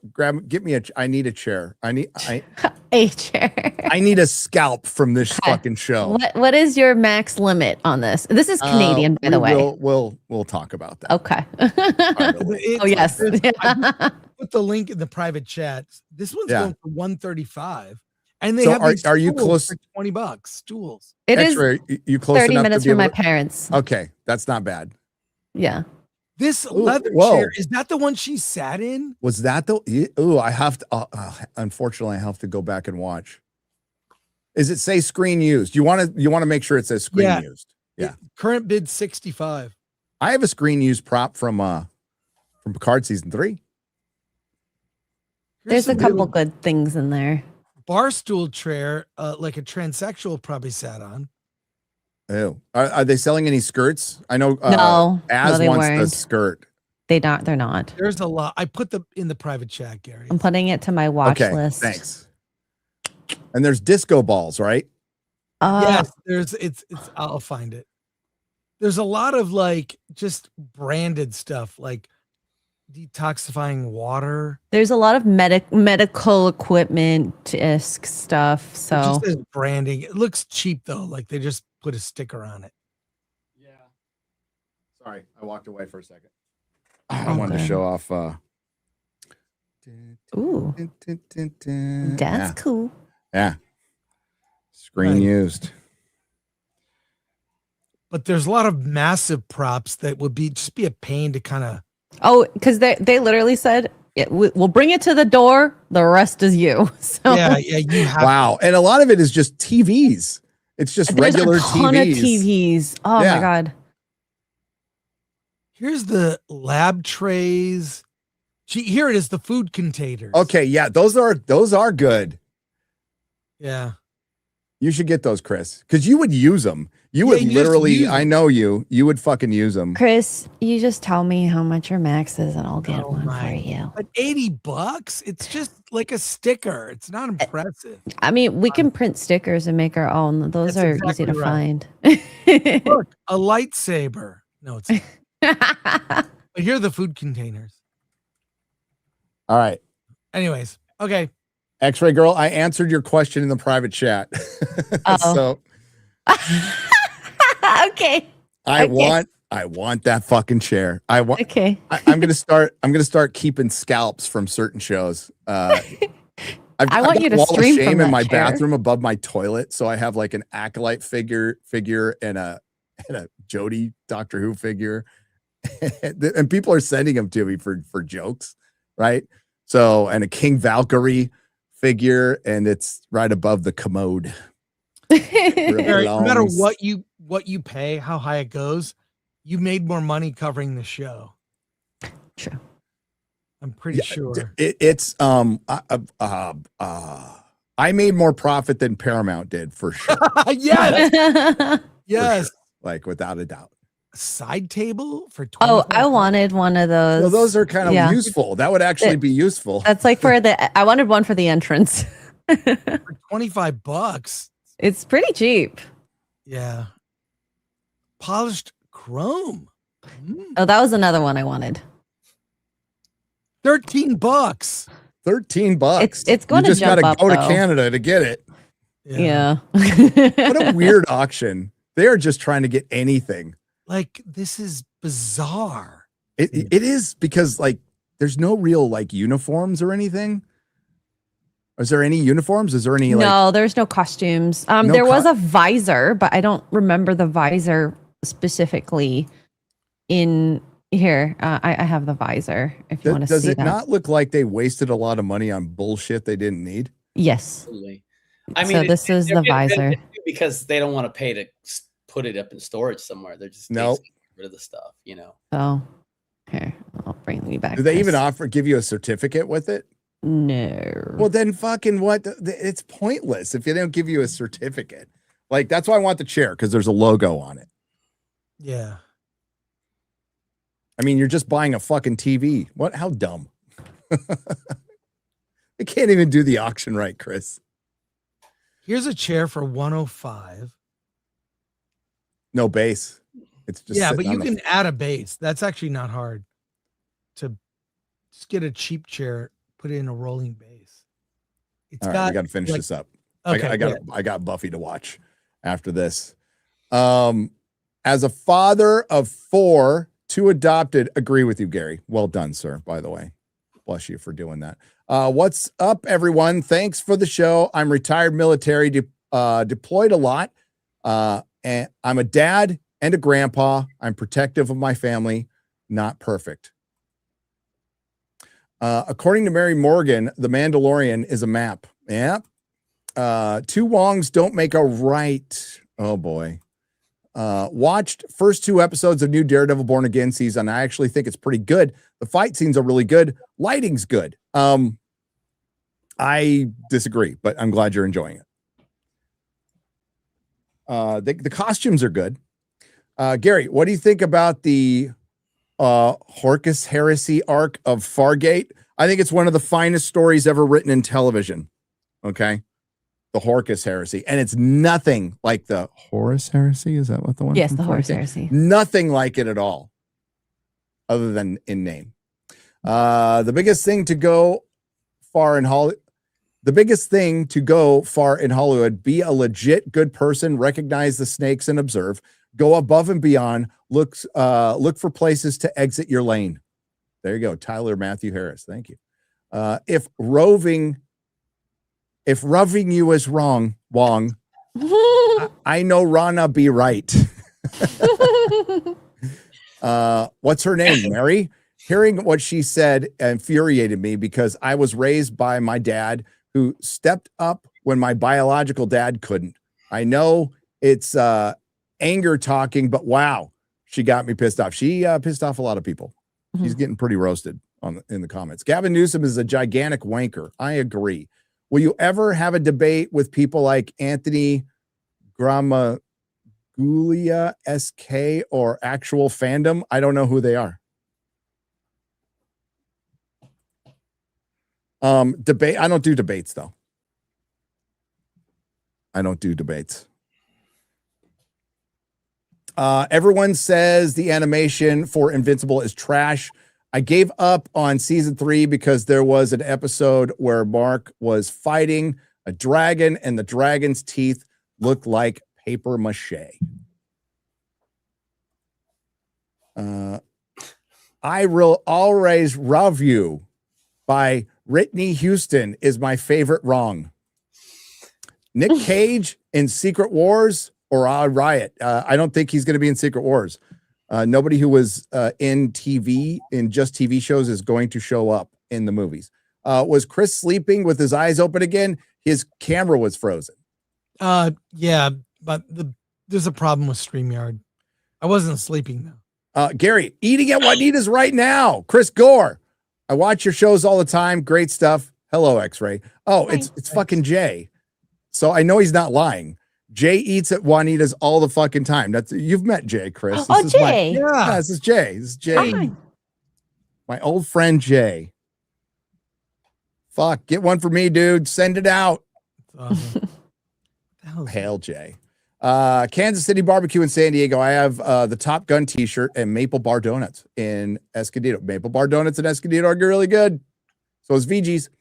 As Braves fan, hope Padres win the division. Fuck LA. That's hail, brother. Kid Hootie is a new member. Welcome. Hollywood had a woke revolution and nobody in middle America wanted any of this racist bullshit. That's pretty true. Nerd Slap Gaming $5. Hey, Gary and X-Ray, still would love to get you on Nerd Files sometime soon. Could you both send me a list of your favorite conspiracies? Cheers. Boy. Message me first. I won't remember to do it after. That's probably a good idea for a show. Gary, Geek Grind just sent you an email. They lost their youngest son in an accident in Colombia. God. Pray for them. Oh, no. Oh, that's so... prayers. Wow. I will respond. I'm sure Melissa's responded already. Chair fund. Oh, thank you. You did not need to do that. Thank you.